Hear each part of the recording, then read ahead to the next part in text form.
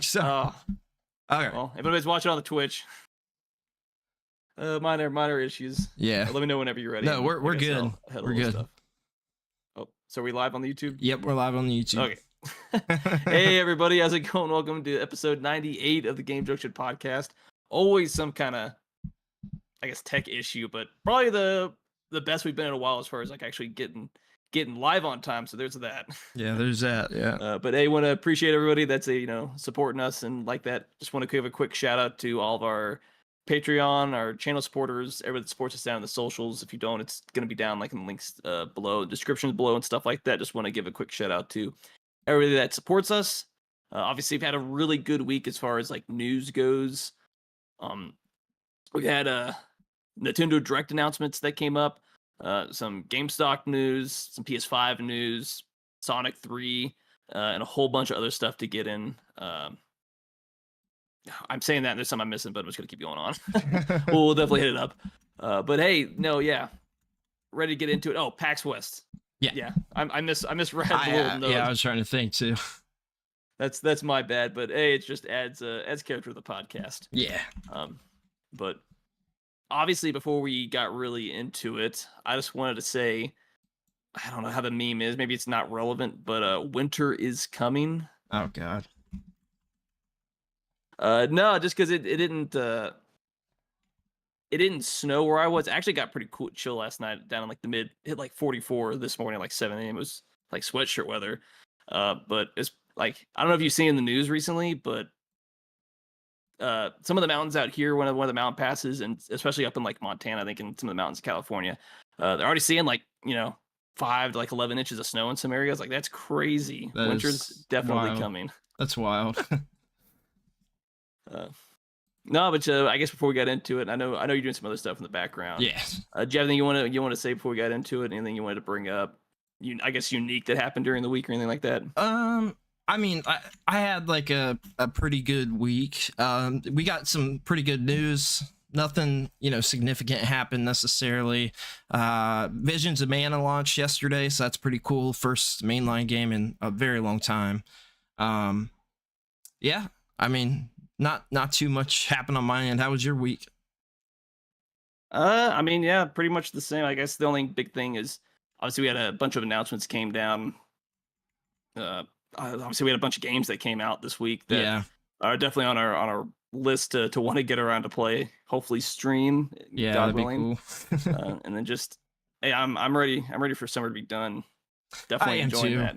I am too. I'm ready for fall. I'm not ready for winter. I know you don't mind winter. He always send me the videos of when there's a crap ton of snow and you're driving. It's like a thing that you do. Yeah, I do a lot of driving out here. I'm like, oh wow, I gotta drive in the snow for 2 hours. This is gonna be fun. Yeah, definitely not fun. No, definitely. But I guess we'll get into some of the big stuff that happened this week. We got a worldwide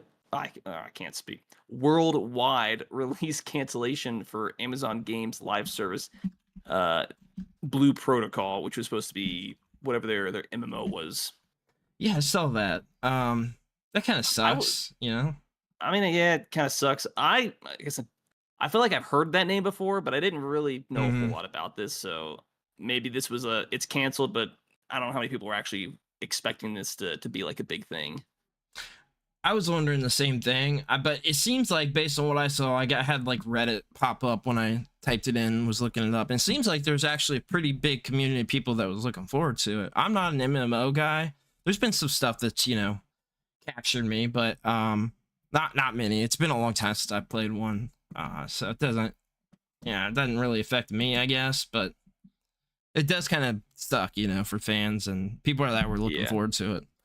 I know we're big fans of Amazon. The biggest fan of Amazon. Oh yeah, use it all the time. Subscribe to Amazon Prime. No, I'm not sponsored. Not gonna tell you to do that.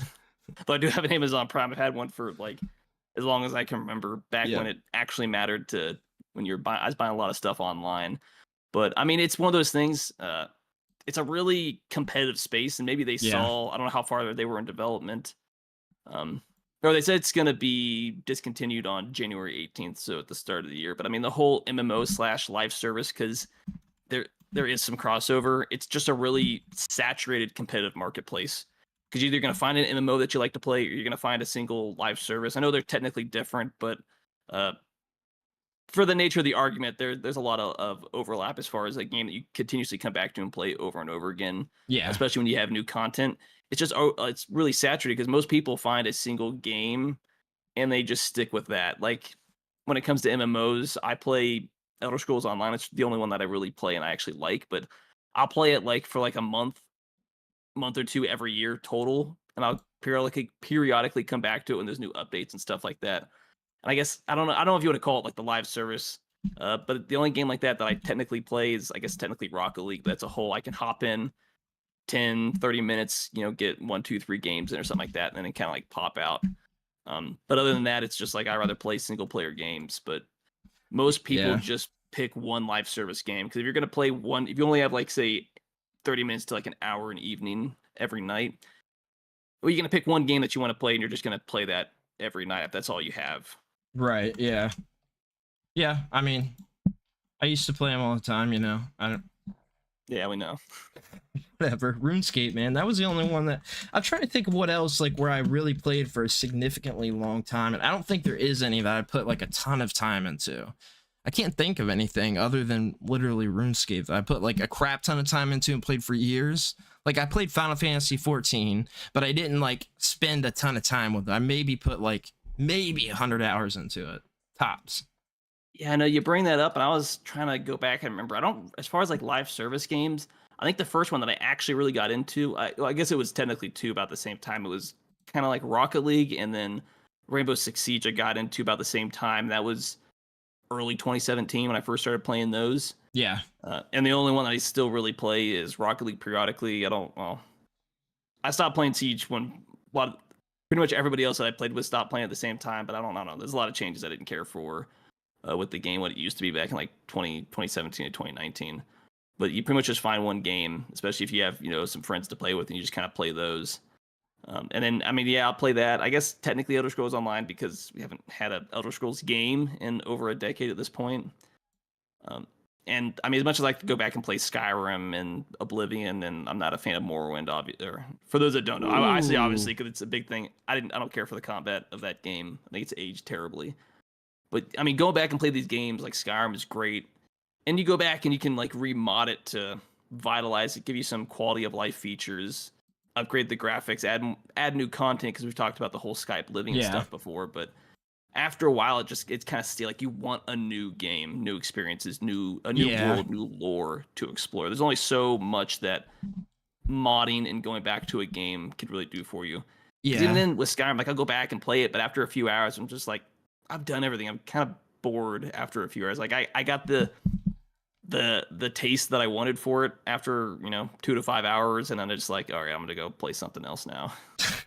I mean, I'm in the same boat. Like I feel the same way. I just can't dump a bunch of time into one single game like that anymore. Like I want to have different experiences, and like I like to break up the types of games I play. So like, I might play a indie puzzle game here to kind of break up like a big long AAA game, like have some other like kind of palate cleansers in between, like things that I don't, stuff like that. Definitely want to say hello to everybody that's popping in. We're getting a ton of people over there on the TikTok. My goodness, I can't even keep up. It's just scrolling. But yeah, go check us out on TikTok. If you a little plug there. Pretty cool little community of people there. So. No, yeah, definitely. Sorry, I was trying to pull something up. All right, go back to the next thing. So we had some news about some Union stuff coming in over at the Call of Duty developer Raven Software. Yeah, I wanted to put this in specifically because you got your take on unions, and I was like, oh, look, this is why Mark doesn't like unions. So let's dive into this one because I want to hear what you got to say about this. I don't know much about unions, but probably more of the same. It's interesting that this is happening already because like video game unions just started. So yeah, so they looked like they filed like a complaint with the National Labor Relations Board, pretty much saying, the exact reason was refusal to bargain / bad faith bargaining, changes in terms and conditions of employment, and concerted activities, retaliation, discharge, discipline. Pretty much they're having an issue where not surprisingly, the company doesn't want to really play ball with you. Yeah. With the union. And I think I said it before, like as far as like an organization, I've never been like, the only thing I think is worthwhile out of unions is the collective bargaining. And I get it, this is an inevitability because of you could talk about it. I've never worked in that specific industry. I know people that are in different industries, more like trade stuff, that are in the unions, and it's kind of a mixed bag as far as the person on their views with it. But I've seen, obviously, we've talked about it before. And you can talk with people that have certain working conditions. I know if you've ever watched Pirate Software, he's talked about his time at Blizzard and stuff like that. Yeah. When he worked on WoW and some of the other stuff, it's like a lot of work for really crap pay. So it's kind of an inevitability with how AAA studios treat their employees. And obviously, yeah, we support the union. And then when it comes down to negotiate, you're just gonna, still try to pull the wool over the eyes, and I'm gonna take everything. You're gonna get nothing. Like, the mentality hasn't really changed. But it's like the whole collective bargaining. Like, if you really feel like you're getting shafted, and obviously this requires everybody coming on board, but it's the whole idea of collective bargaining, whether you're in or out of a union, is if everybody just stop working, like, that company's going to come grinding to a halt. And in theory, if everybody were to hold out, you could probably win in the end, because they're going to stop losing money. Like, there's more of you than them. If you can attack the bottom line, it does a lot of damage to the employee. And obviously, most of the audience, outside of winning their games, is not really going to feel bad for the multi-billion-dollar corporation if they're losing money and stuff like that. But as far as the legal stuff with this, it's kind of hard to tell. But as far as what's this, Activision, the Raven Software, Activision Blizzard dealing with Microsoft and stuff like that. Yeah. As far as them coming at the negotiations from bad faith, it doesn't surprise me at all. Like, you're coming at somebody like, we want better working conditions, and then you're coming at other people like, I only care about making money to buy my 12th yacht. I don't really care about you. Doesn't surprise me that they're butting heads already. Yeah, it doesn't surprise me either. Speaking of Call of Duty, I guess I'll go ahead and just bring this up, but the Call of Duty Black Ops 6 beta started today, and apparently there's been some issues with it. I did see that pop up today, but I'm pretty sure that you have to pre-order the game, and then you get the open beta. Like you're paying the extra $50 to get in that beta, more than likely. Yeah, yeah, I was just looking on here at some of the stuff that I saw. I caught somebody's like 5 minutes of somebody's stream of them playing it, and I wanted to stream it, but I didn't realize you had to pre-order. I was like, I'm not buying this digitally, so this is gonna have to wait. I'd have to go to GameStop. I need a physical for that collection I'm doing. But yeah, it looks like you gotta pre-order, so open beta for that. But I did want to mention that it does look good. Like I said, this is the only one where I'm like, I've kind of been looking forward to it before launch in like many years. Did you just burp? No, I said oop. Oh. I was doing something to kind of grayed up the screen on my side for a second. Oh man. Yeah, I just wanted to mention that, I guess. No, definitely. I know before we went on to the next thing, because I didn't immediately see it. I think I meant to put it in the notes. Star Wars Outlaws obviously came out this week. Have you had a chance to see anything? Do you have any like thoughts on it? Because I doubt you're probably going to be able to get the game as far as like the limited time and stuff like that. But have you seen anything that kind of would change your mind about even wanting to get that game? Nothing has changed my mind even remotely with it. I did not see anything but this on Twitter X. I saw RGT post a quick clip that was like 10 seconds long, and all of a sudden you see her like falling off the side of the mountain, but she's like going through all the rocks, like a terrible, like, I don't know how to explain it. Sort of how I went through the world in Pokemon. I don't know if you remember that clip, but she started like falling in the air down the mountain, and it just looked horrendous. Like, I'm like, what is going on? That's the first impression I get of this game. What post? Shocker. Oh my god, it looked terrible. But that's all I've seen. And when I saw that, I was like, okay, I just don't care. Like, I'm not in for all that right now. Yeah, and from everything you've heard, like I'm even surprised what some of the critics are rating that game. Like IGN has it at 7 out of 10, Eurogamer 2 out of 5, GameSpot 6 out of 10. I think it's sitting at like a 76 out of 100 on the Metacritic and stuff like that. But shocker, there's no user review scores in yet, at least that I've seen. But obviously, it's not like this game's been trashed on social media, but it's hard to tell whether that's a vocal minority or that's the community at large. The only audience that you get is the Google rating, which it's got a 2.6 out of 5, but I don't know how actually reliable that is because it's a platform I'm pretty sure you can't verify if people have actually played the game or they're just reviewing the game I guess if you want to say at a bad faith, but they've not actually bought or played the game, they're just giving it like a 1 star essentially. Yeah. But I mean, from what I've seen with a lot of people and some of the YouTubers, that's like, okay, I guess I could see both sides. Best case scenario that I've seen, it just kind of comes off as bland, uninspired, by the books type of story. Some areas it forces you to do, it forces the gameplay into like, I try to remember what I saw, because I've got no interest. Spoiler alert. Yeah. No interest in actually buying it. I personally I don't even like Ubisoft, so that's like first and foremost the first hurdle to get over. Hey, relax on the Ubisoft, man. They did nothing wrong. Nah. Bro, Ubisoft did everything wrong. They're good this started people. when they says you're not gonna own your games. This is where it really starts at. But it's just the issue. Some areas that I've seen in people playing the game, it's like it forces you into a stealth, and you have to play a certain way, or you can't essentially move forward. Which is always frustrating when a game box you into a one play style, unless like that's the whole game. But it's like, hey, you can play certain ways, but in this area you have to play one way. Yeah, but, I mean, for the most part, it just seems like a by the books, uninspired, kind of like a money grab. Not like it's cashing in on the name. Terrible. It's cashing in on the Star Wars name. They're using the IP and then putting in minimal effort.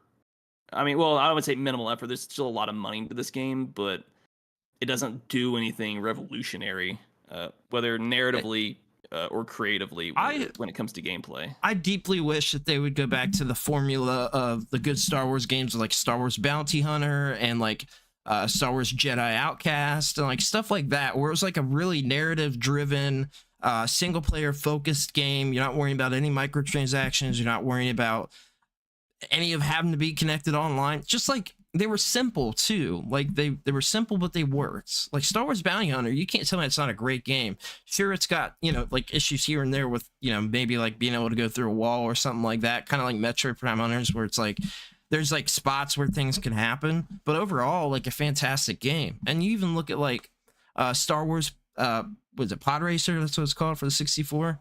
Super simple, right? It's just a racing game, but it dives in that Star Wars formula very well. There used to be a time where the Star Wars games were simple, but they were very fun. Jedi Outcast, man, those games, Jedi Academy, like those games are great, man. I miss that. I really miss that Star Wars. I think this just comes down to, what's it, LucasArts, or Lucasfilm Games, whatever they actually called it. Even if it's still around, they don't actually make games anymore. Because I mean, it wasn't always then. Like they outsourced one of their bigger games. What's it, KOTOR, to BioWare? Yeah. Back when BioWare actually and they canceled really the freaking remake, man. They canceled that. What the heck? Yeah, dude? It's a rough game to go back to. That's even pre Mass Effect 1, which at times is rough around the edges. It's a much better experience. But it's just like they used to do everything in-house, and Lucasfilm, LucasArts had a really high standard, especially to their games as far as quality. Whether it's a big game or a small game, they were I don't want to say innovative, but they're really creative in a lot of their games that I definitely remember playing. Oh yeah, 100%. But I mean, this just goes back to, and obviously if you go back, you can find terrible games 20 years ago for Star Wars games. But it just felt like ever since Disney bought the IP, it's just like they don't care about the quality of the Star Wars games. Because we've had some really good games with Jedi Survivor. Yeah. But then you have the whole Battlefield 1 and 2. That was terrible. Is just a multiplayer game. Battlefield 2, the whole debacle of pay to win. Yeah. And then as far as the narrative stuff, it's extremely hit or miss. With this, where it just feels like, I don't know, maybe if it was like a $30 game, I'd buy it. Yeah. But it just kind of walks through the paces, doesn't do anything new. Yeah, it's a real bummer. Shout out to Mr. Coffee coming in the live. It's a real bummer what's kind of happened to Star Wars IP as a whole. We talked about it 100 times. Like, I don't care about Star Wars anymore, and it sucks. I'll say it every time. It does suck. I love that IP, but I mean, yeah, you got news. I feel like the internet has already known about it, but the Acolyte got like canned, and there's rumors they're gonna completely get rid of it as a tax write-off. Like, are you serious? But there's like I saw a campaign for it. There's a what do you call it? People were like kind of protesting it. The petition. Oh, the petition. Yeah, did you see that? That never works. Doesn't ever do anything. It doesn't do anything. No. I was interested to see that so many people did love it though. That's people, yeah, but 50,000 people isn't enough to like Disney. It's their platform. They know the numbers. Like they know they probably spent well over several $1 million on each episode. Like, say it hit like the 70,000 petition. Well, if that's every single person that watched it, say 70,000 people, you're still losing money on that show as a whole. Like that has nothing to do with whether or not people at the head actually liked the Acolyte. This has everything to do with financially, it bombed. There were not enough viewers to sustain it. Yeah, because I don't have Disney Plus, but the numbers really started to tank after episode 3 came out. Like that was the big one with the whole coven, the whole lesbian space witch coven episode came out and stuff like that. That's really where it feels like the viewership started to tank. Because before that, well, obviously there were people out there criticizing it and attacking it. It really at large, that was like when it feels like a lot of people really stopped watching it. Yeah. Yeah, I didn't watch any of the Acolyte. Did you? No, I don't have Disney Plus. So no. Okay.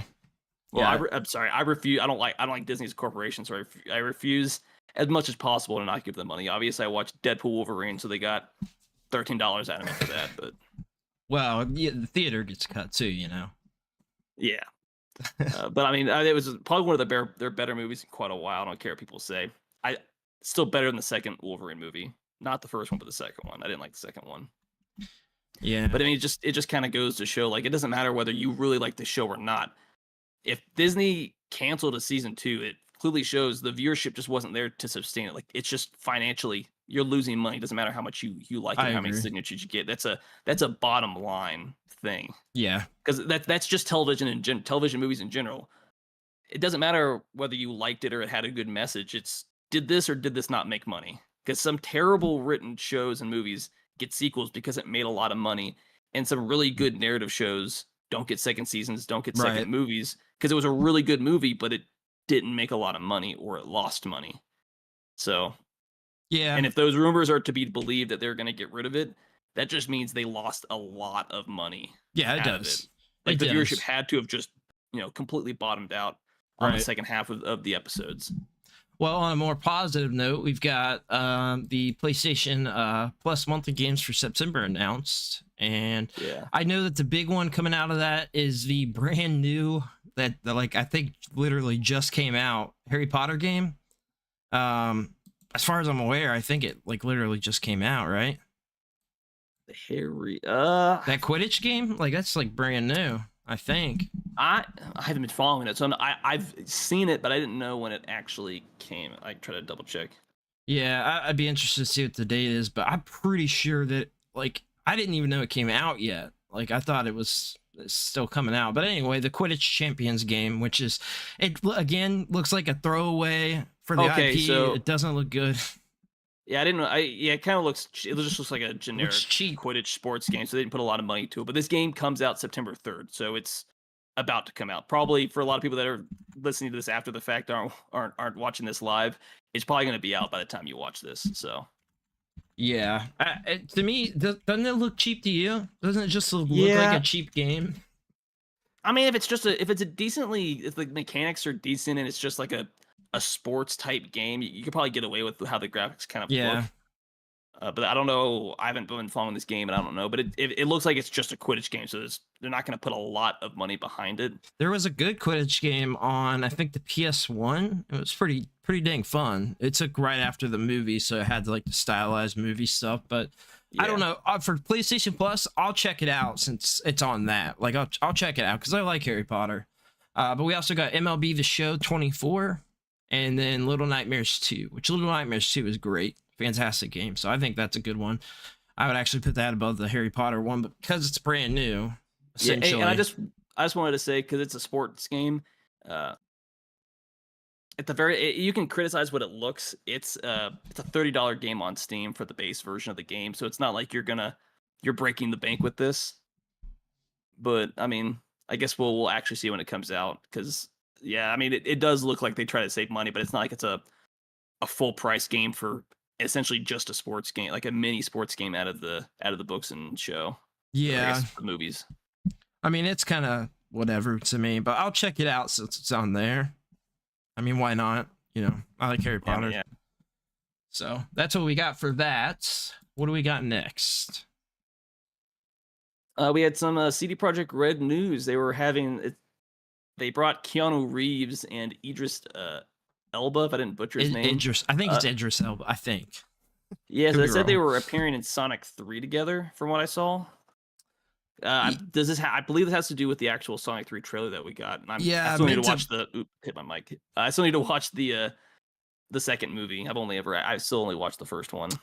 Yeah, I totally did not mean to put this in the small news, this part, but this was just about the tweet itself. I thought it was kind of funny, but basically they just tweeted, remember Knuckles and Shadow's first meeting in Dogtown with the fire emoji. So I thought that was pretty funny because they're both in the movie, so kind of interesting. Yeah. We'll wrap back I around to assume the that Sonic you're- 3. Yeah, I mean, might as well we're talking about it. I assume you're planning. Do you have your ticket pre-order for December 20th when this movie comes out? You can even pre-order that far out. I don't know if you can that far out. No, I don't have my ticket pre-order, but definitely going to go to this, and this is one that I can take my daughter to too, because most of these, like, she's not going to sit through a 2.5 hour long movie and stuff like that. But no, So she likes the Sonic movies. So what you can say, you're gonna watch this. As soon as you get out of the theater, you're gonna film yourself in your car, and you're gonna have a video up the next day. I thought about doing that before. I have thought about doing mark that. your calendars. No, like after this. actually, I thought about doing it at the theater. Not even like I haven't even got my car yet. Like walk straight outside and start talking. It would be awesome, but I have to set up a tripod and everything, like with the people walking out and all that. Like I want to like slightly on the side. You know what I'm saying? Like I just came out. I want everybody to know I just walked out of the theater. That type of deal. So like I have the big background. You can still be inside. Just be like, yeah. I mean, hey, I Just have your daughter usher people around. Like, no, put the vest. You got to go around. You got to go this way. He's filming. No, I've actually done one before after the theater, but it was a short, and it was like a year and a half ago. I can't remember what it was for. Mario movie, maybe? I think I might have did it for the Mario movie. I can't remember. But no, the trailer looks freaking phenomenal, dude. Oh my gosh. So the way that they've got Shadow in this film, obviously he's got to be like a gritty, dark character, and I feel like that really works. Like they're really diving into like the Sonic universe here. It's so cool to see all these characters together like this. I think it looks great, but they're doing the dark, gritty thing with Shadow. They're doing it right. Like, he's essentially a lab experiment gone wrong. Full on emo. Yeah, full on emo. That he's like, the whole nine, kind of like X-Men getting out of like the chamber type of deal. They show a scene like that where he's breaking out. But it looks really good now. Obviously Knuckles, because of the Knuckles series, did you watch the Knuckles series? Because that was awesome. No, I've only ever watched I need to go back and watch the series and the second movie. Luckily I've got time before this actually comes out, but I need to go back and watch both of them. I know we've talked about the series a little bit. Yeah. I don't know however long ago it actually was.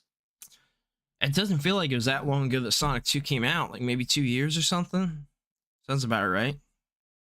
2022. Yeah, I remember watching the first one in theaters, but it probably came out at a time I just wasn't going to the theaters before we actually started this podcast. Yeah, I've only watched the first one in theaters too. I watched Sonic 2 when it came out on streaming, actually. Didn't go see that one in the theater. But yeah, I'm pretty excited for this. It looks really good. I've seen nothing but like kind of positive reactions from people on Twitter X and stuff like that. So definitely has captured the Sonic fans. Shadow looks really powerful. It's kind of funny what they're doing with Dr. Eggman in this movie. If you watch the trailer, you know what I'm talking about, but it's pretty hilarious. He they kind of walk in on him and he's like, his beard's all down and stuff. He doesn't have like he doesn't have a gelled anymore, and he's fat and stuff like because that. a lot of people, I don't know if you want to call it meme or talking about it. It's like Jim Carrey says he's done with Hollywood, but somehow they get him back for Sonic 3. Yeah, because didn't he say he wasn't doing it, right? I thought that was before even the first Sonic movie. He was like pretty much done with movies. Like he was done. Like he didn't want to continue to make it, but he came back for that one.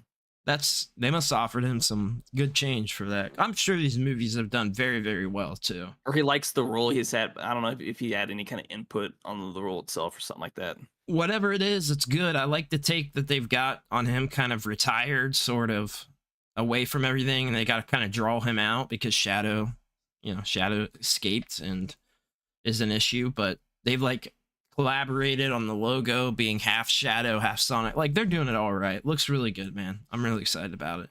I was actually watching through it again here, real time, but yeah, it looks really good. So excited to see this movie. What's the no, never mind. I'm not gonna go down there. I was trying to figure out like what that worm guy's name was. Oh no, yeah, like surprise, Earthworm Jim's here, and him and wait, what? Eggman did I miss something? Best buddies. Earthworm Jim, that'd be hilarious. I freaking love Earthworm Jim, man. All right, so if you know, you know.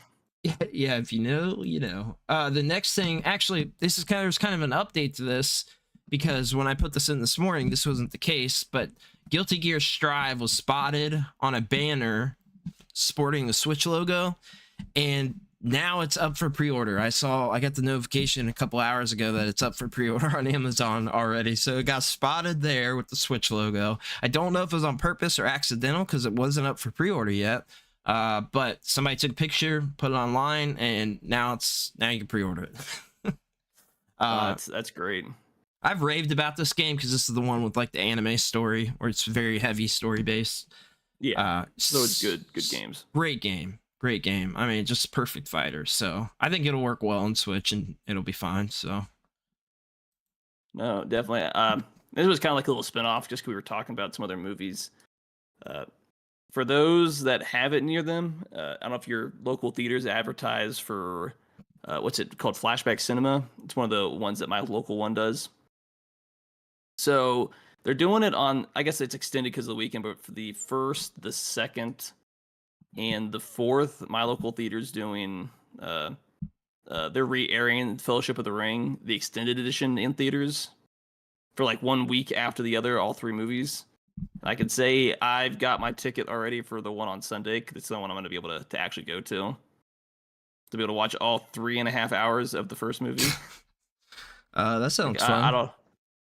No, I just want to say, like, hey, if you're able to, because Flashback Cinema is like its own thing, but they collab with certain cinemas, and I think it's dope if you're able to.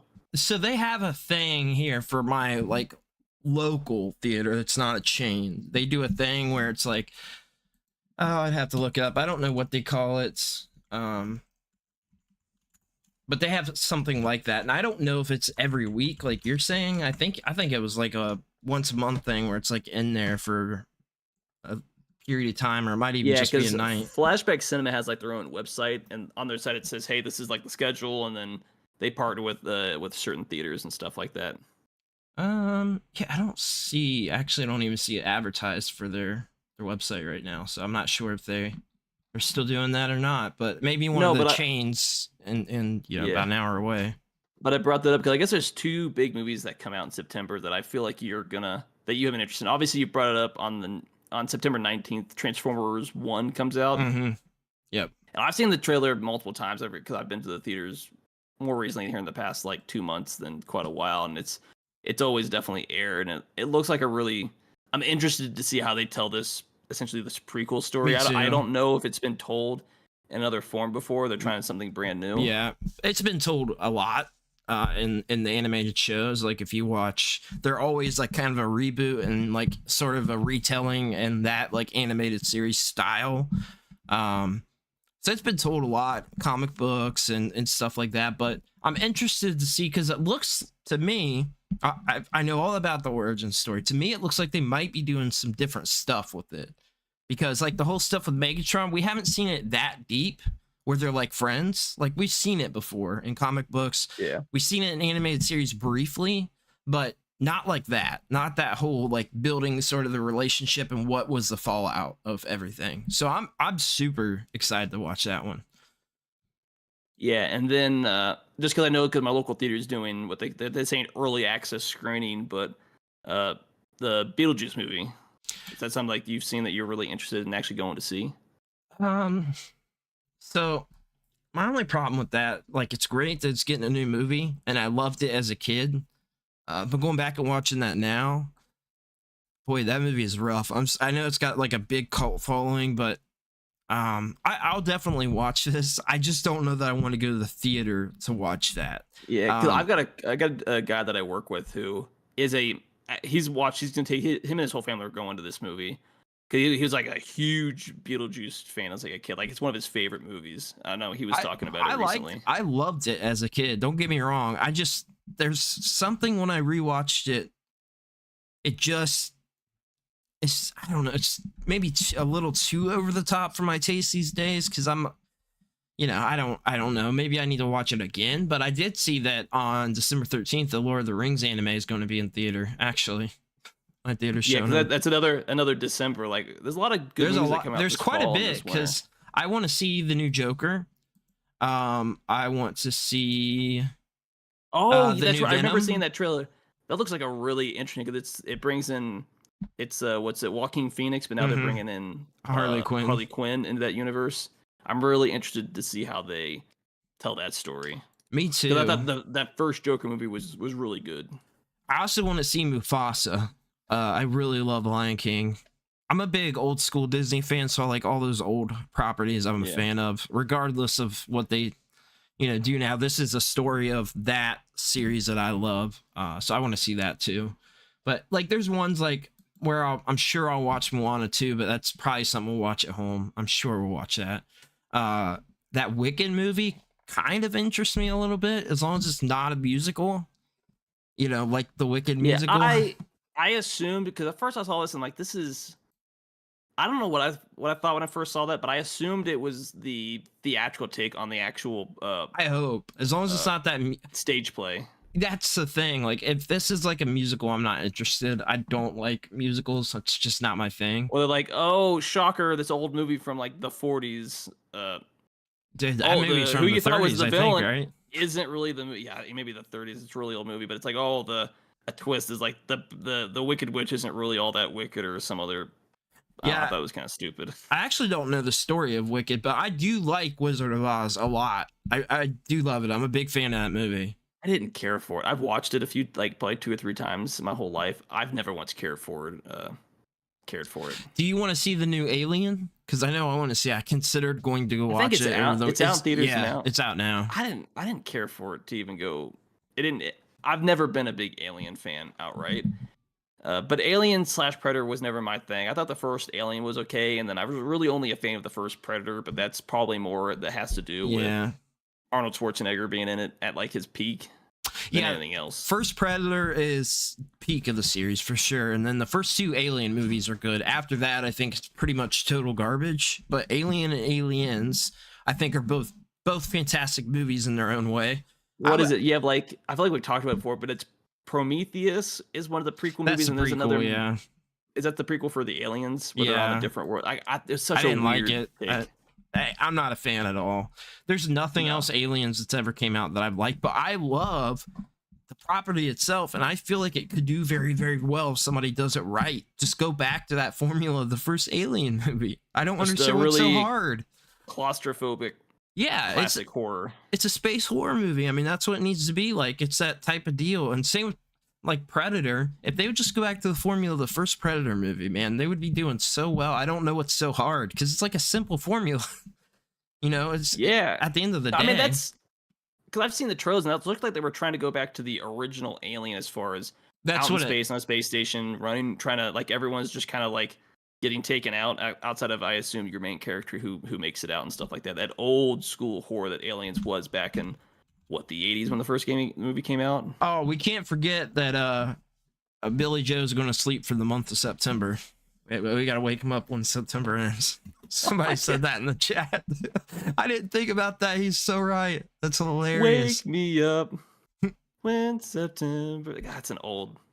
I don't even really care for that song anymore, but it's a good meme. Yeah. I did want to shout out real quick that Mr. Coffee said that he saw in Japan that we'll get a Transformers toy line where Optimus is a triple changer. He's changeable into every version from the new movie. That's really cool. I love that. Yeah, definitely. Mr. Coffee sent me some stuff where there is a Godzilla Transformer coming out. Like he tagged me in that on X, and I was like, I gotta shout that out. That's freaking awesome. We talk about Godzilla every episode, so it's got to be mentioned at least once. Yeah, it's a rarity if we don't mention Godzilla once. And I don't even know why that like really started. Kind of like weird thing. Oh, because you had like in the span of like 6 months, you had 2 big Godzilla movies come out. That really, I helped. Well, I guess the Hollywood Godzilla is kind of reinvigorated, but then the classic Toho Godzilla really brought back to form old school Godzilla. Yeah, it really did. At least for me, it did. Yeah, no, it did for me as well. Looks like we also got Lollipop Chainsaw Repop will release for PS4 and Xbox One in November, following its release for current gen platforms in September. Interesting. Yeah, so this was just like that I saw earlier today. I think the news came out yesterday, but they're surprisingly expanding to other platforms, which and from my understanding, this is all being done by limited runs. I assume these are more probably the digital platforms, but this is, I don't know if this was ever originally planned, but if not, it's probably a good sign as far as pre-orders and the interest in the series, if they're willing to bring it to other platforms. Yeah, I didn't see it before, but that's interesting and they're doing the whole separate release dates too, so there must be some kind of downgrading that they've got to do for that to bring it to... I don't know. I mean, well, I guess it was originally a 360 era game, but this is from the ground up, though, correct? This is a ground up remake, from what I understand. Yeah, but I mean, originally this was just the standard limited run, from what I understand, the physical, and then they announced, hey, we're gonna expand to digital. So if limited runs, it's gonna be like, hey, we'll limited time for say the physical, but you can still get the game on digital. I think that's a really good, smart move by them as far as expanding their market share. Yeah, because there's a massive user base there still for those consoles. And there's always going to be people that just prefer to get digital, or they don't realize till after the fact, like, oh, this game, the pre-order is done, and now you're just SOL outside of like scalpers. So if it's available digital, you still have the ability just to play the game if you don't have it physical. So hopefully this is like a big thing moving forward for them. Obviously, not every game's probably going to get this treatment, but for if they do this more for some of their bigger releases, obviously last gen is going to be less and less relevant. Obviously, they do a lot of last gen releases for it, but even if you some of their bigger current gen games that they bring back, if they say, hey, here's a physical, and then we're gonna have a digital as well, I think that'd be a really good sign, and I would assume it's gonna make them more money. Yeah, because it for just sure opens up more people are gonna have it. It's gonna be on the store, I would assume, for a much longer than a month, so you can just make more money long term. Yeah. I mean, I think that's a good move. They got to do some work of downscaling it or something. They're separate release dates and it's coming out after. Yeah, because the current gen comes out in September, digital, and then I guess this one comes out 2 months later. So there's got to be some kind of work they're doing, because that's a from the ground up remake, and you could tell it's taking advantage of the hardware. From what I've seen, it looks like it is. Yeah, I mean, I guess I'll tell you, I'm torn on whether or not I want to get the digital, but I pre-ordered the physical for the PS5, so yeah, I think that's supposed to get here like probably December, January is probably the time frame I'm gonna actually be able to get it. But well, unfortunately, like it's already passed. You can't pre-order it anymore. So now I do have to just get. I don't know. I meant to get like the standard. I wasn't going to buy the collectors for it because that's what I didn't. I was like, I can't. I didn't do it. What's wrong with me? I forgot. Legitimately, I just forgot about it. Yeah. That kind of sucks because I don't want to buy that. I definitely don't want to buy that digital. I can tell you that right now. That's a physical game for me. But it's gonna be hard. I guess you'll probably be able to get it, but it's gonna be secondhand, and I assume the price is gonna be expensive. Oh, I sure hope not. Unless you get a 360 copy, and then you put in your Xbox, and that game had. I've got one. that was one of the games that got the ones where you can play it on the current gen. I can't Yeah, remember I what did the get Xbox called it. I forget what their program was called too. Yeah, I do have that. It's weird because I forget about it. I only have a loose copy of it. I need to buy a case. I got it for free a couple years ago. So yeah, I definitely want to get that. That kind of sucks. I forgot about it. I did want to quickly mention, because I don't know if you saw, the Terminator anime is now up on Netflix.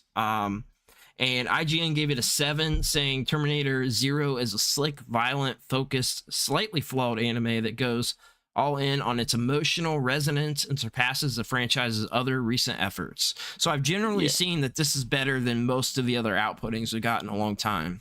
Yeah, because on the take it with a grain of salt as far as the Rotten Tomato, it's sitting at a 95 critic and a 90 audience, but we don't have any reviews or numbers because I guess they do their TV shows differently. A lot of people that I've seen that have actually watched it, that's like, this is a proper successor to Terminator 2. Or yeah, to I very well might watch this weekend, or at least like try to start it. I don't know how many episodes there are, but I like Terminator, and it's an anime. Like, we could do something with that for the other podcast. You want to tell everybody about that, Mark? Yeah, so we finally got it going up. First episode's already up on the Junction Network YouTube page. We have our anime podcast is finally up and running. Got episodes coming out every Sunday.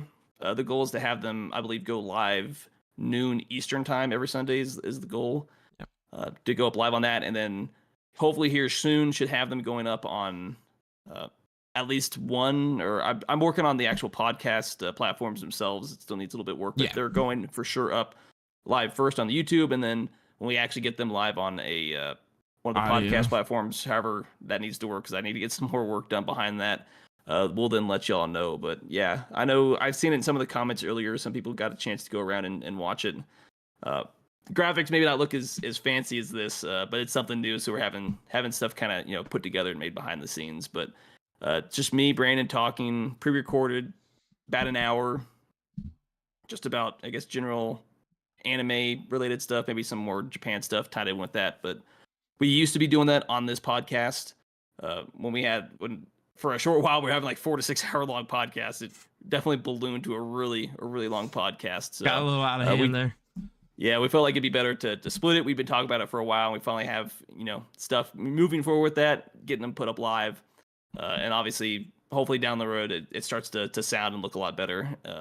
All that other fun stuff, behind the scenes stuff. But yeah, definitely go over to the Junction Network YouTube page. I'm really excited about it. I think it's gonna be cool, man. I think it's already fun recording them. So like this, I don't know, we could potentially do something with that if you want to. So that's something we can think about. But let's go and move in and kind of zoom through our topics. We've got I also do want to show a couple things off as well. I'll grab those in a minute while you're talking. But is there any video games, anime, or anything like that you own that means a lot to you, or is like sentimental? Is there anything like from childhood, or just something you always wanted, or something like that? I want to grab mine while you're...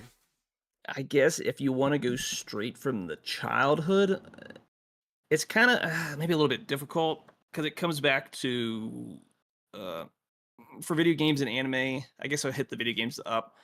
Just stuff that I played as a child. So obviously I've talked about it before. Huge Metroid Prime fan, especially for 1 and 2 on the GameCube, as well as Bomberman 64, The Second Attack. Obviously, by the name, they're both on the 64. Second Attack is like my favorite all-time Bomberman game, but also a game that lesser that people liked, Bomberman Jetters, that was also on the GameCube. They just have a lot of fond memories for those. And then as far as say like anime-related stuff, it's a little bit harder because physically nothing, but sentimental, just the ability to own, because I'm a huge Tenchi Muyo fan. And I, at the very least, have the first Tenchi Muyo OVA on VHS, which is the first 3 OVA episodes. I don't have a way to watch it, but I'll have it forever because I got it back when I was a teenager. So it, to some degree, holds something in my heart.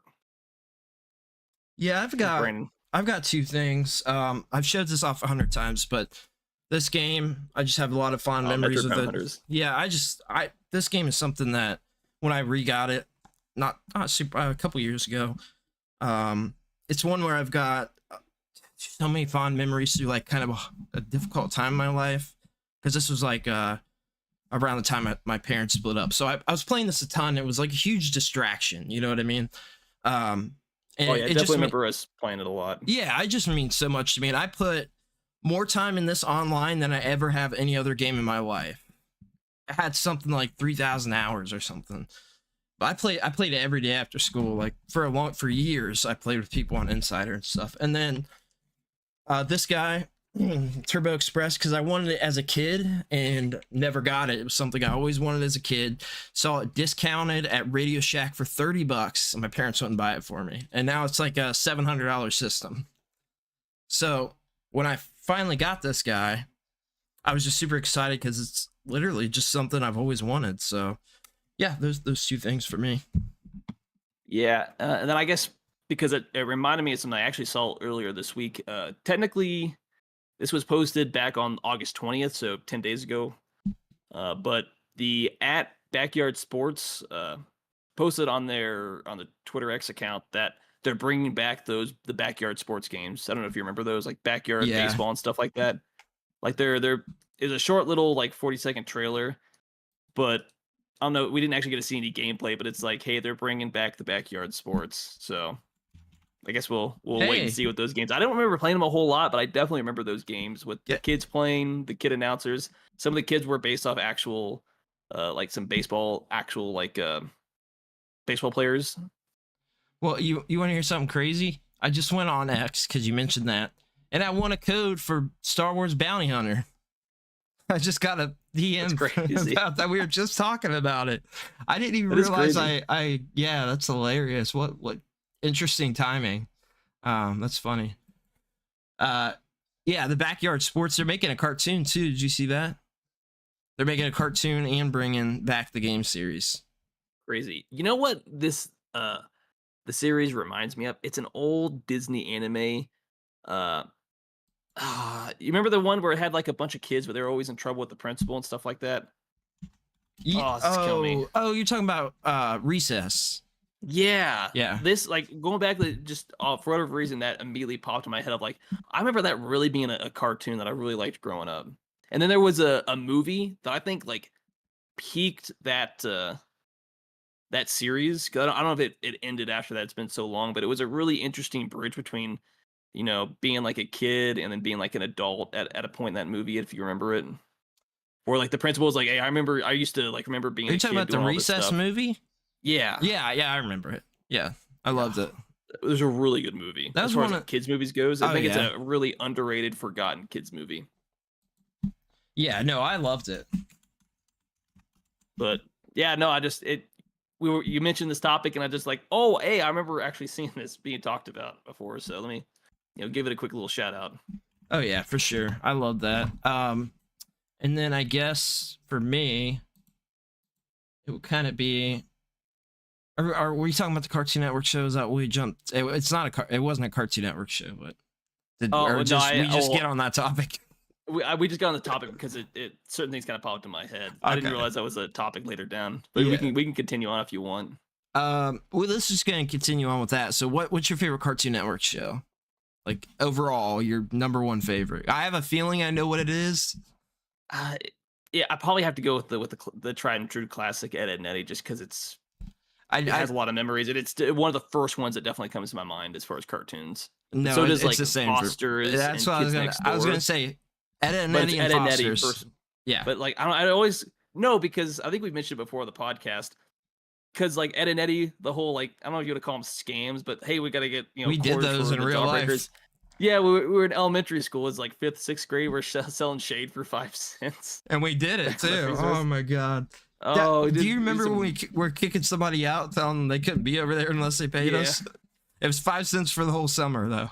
Yeah, it's like a core memory, but it's tied into watching Ed, Edd n Eddy. Like, all right, we did all that stuff in real life though, because we did the house to house thing and got donations as kids, like small little kids. Like, hey, we'll feel bad for computer. So we didn't even know what to do. Stupid. We didn't even know what to do. What would we have done if somebody actually wanted us to do it? I have no idea, but I feel like a lot of that stemmed from watching that show. Like, we gotta find a way to make money. It did, because I mean, I don't think we thought about money like that until we watched the show. I mean, I know I did, and got inspired. Hey, look, cartoons aren't all bad. Got inspired to make some money. Yeah, Ed, Ed and Eddie for me on that too. It's the first one I think of, and I think after that for me it's got to be Dexter. It's just what comes to mind first. Foster's is there. It would be in the top 5, but I think after that I think Cow and Chicken, and then I think Courage, and these are just the ones that like pop straight into my head.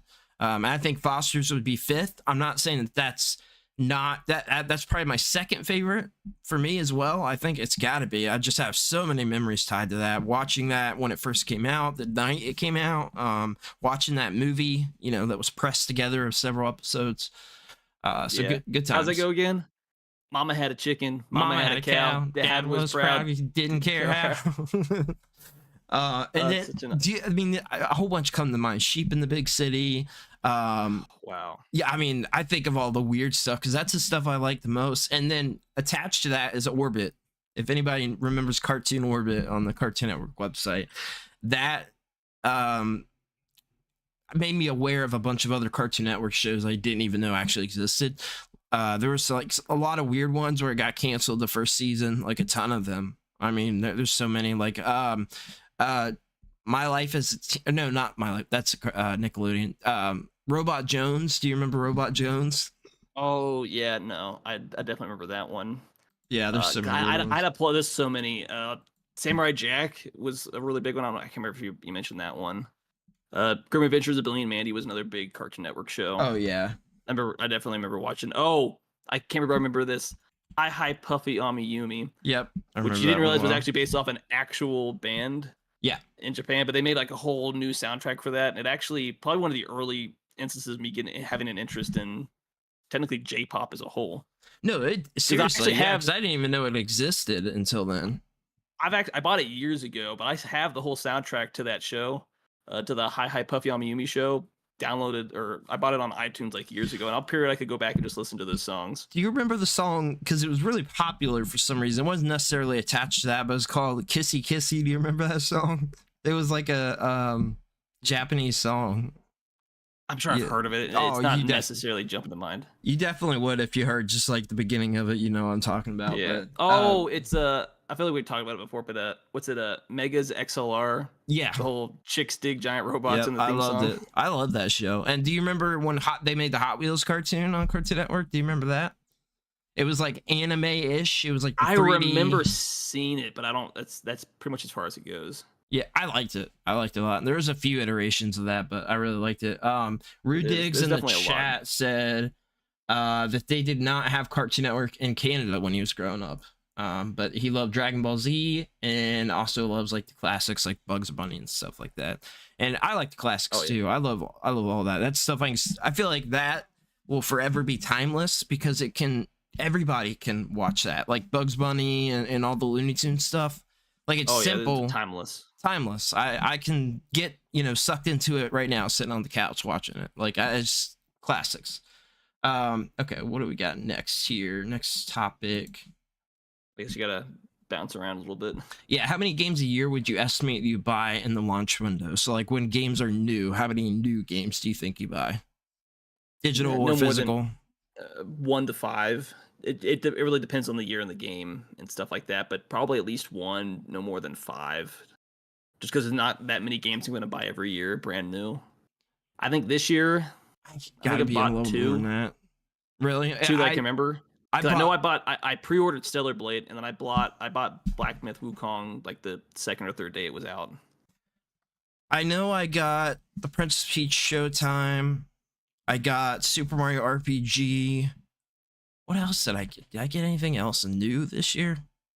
I mean, I don't know if I've gotten more than that, but I will say like normally it's probably like 8 to 10 because I get most of the first party Nintendo exclusives. So that's already usually like at least 5 a year. At least for me, it's hit or miss. Like I'm probably going to get the one Zelda game that comes out later in September, but it's probably going to be the only Nintendo game. That's probably going to be, at least that I can remember, the third game that I'll probably buy within the week that it comes out. I'm just a big Nintendo fan, and I want to cover more of those games because I want to talk about a little more about what I love. But I gotta say, like I think normally probably 8 to 10, but this year I can only think of 2 off the top of my head. which is kind of ridiculous. I feel like there's got to be one or two others I'm maybe forgetting for PS5 or something. I don't know. I can't think of anything else, so it must not have been that important. Yeah, I didn't want to be too far, but I missed it. I just want to give a quick shout out because Slave to the Mind over on Twitch chatted 100, cheered 100, so 100 bits. So I just wanted to shout that out real quick. I was just looking. It looks like we got a posture check too. Posture check. Yeah. We missed that like forever ago. Yeah, awesome. Sorry, sometimes it's the way the podcast is set up is not always the best for the Twitch, but yeah. We're fixing it though, right? We're still paying attention. Yeah. We're working on it. Okay. Next we got thoughts on modding games. What do you mean by that exactly? Like modded games or like retro modded stuff? No, like modding, like, hey, I guess the best example is Skyrim, of like trying to keep a game around or adding new content that the developers won't, or fixing stuff, like thoughts on it. Because periodically, like a game like Skyrim, it really has only been relevant for so long because it's such a easy game for modders to mod, and the amount of the thousands of mods you can get for that game, from simple cosmetics or putting a new coat of paint on the world to full on. I guess Sky Oblivion's the best one I've mentioned for like the second time the podcast, of just adding new content into the game. Like, do you have any thoughts? I mean, obviously this is really only relevant if you're in the PC community, because mine's just non-existent on consoles for the most part. Yeah, but I know, like, if if that was something like you were for or against. No, I'm all for it. I'm all for it. I think it's great to keep the game alive for people that love it. Why not? I mean, like, the game that we disliked, it came out in December last year, or whenever, the Starfield. They're opening up for people to do mods, right? They're allowing people to do mods to that. Isn't that what we said before? Like, they're opening up so people can mod the game. I mean, to be fair, people will mod a game regardless. Like, the Mass Effect games can be modded, but there's a somewhat of a roundabout way you have to go. People mod Zelda games, but you have to get it to a PC to mod it. So there's, in theory, could be some legal issues and stuff like that. People mod every game. It's just not as relevant, and sometimes you have to go through not the most legal ways to get it on a platform that you can actually mod it. Look, here's an example. So, like, I see people do the Kaizo Mario challenges, so playing Super Mario World and doing like these crazy levels.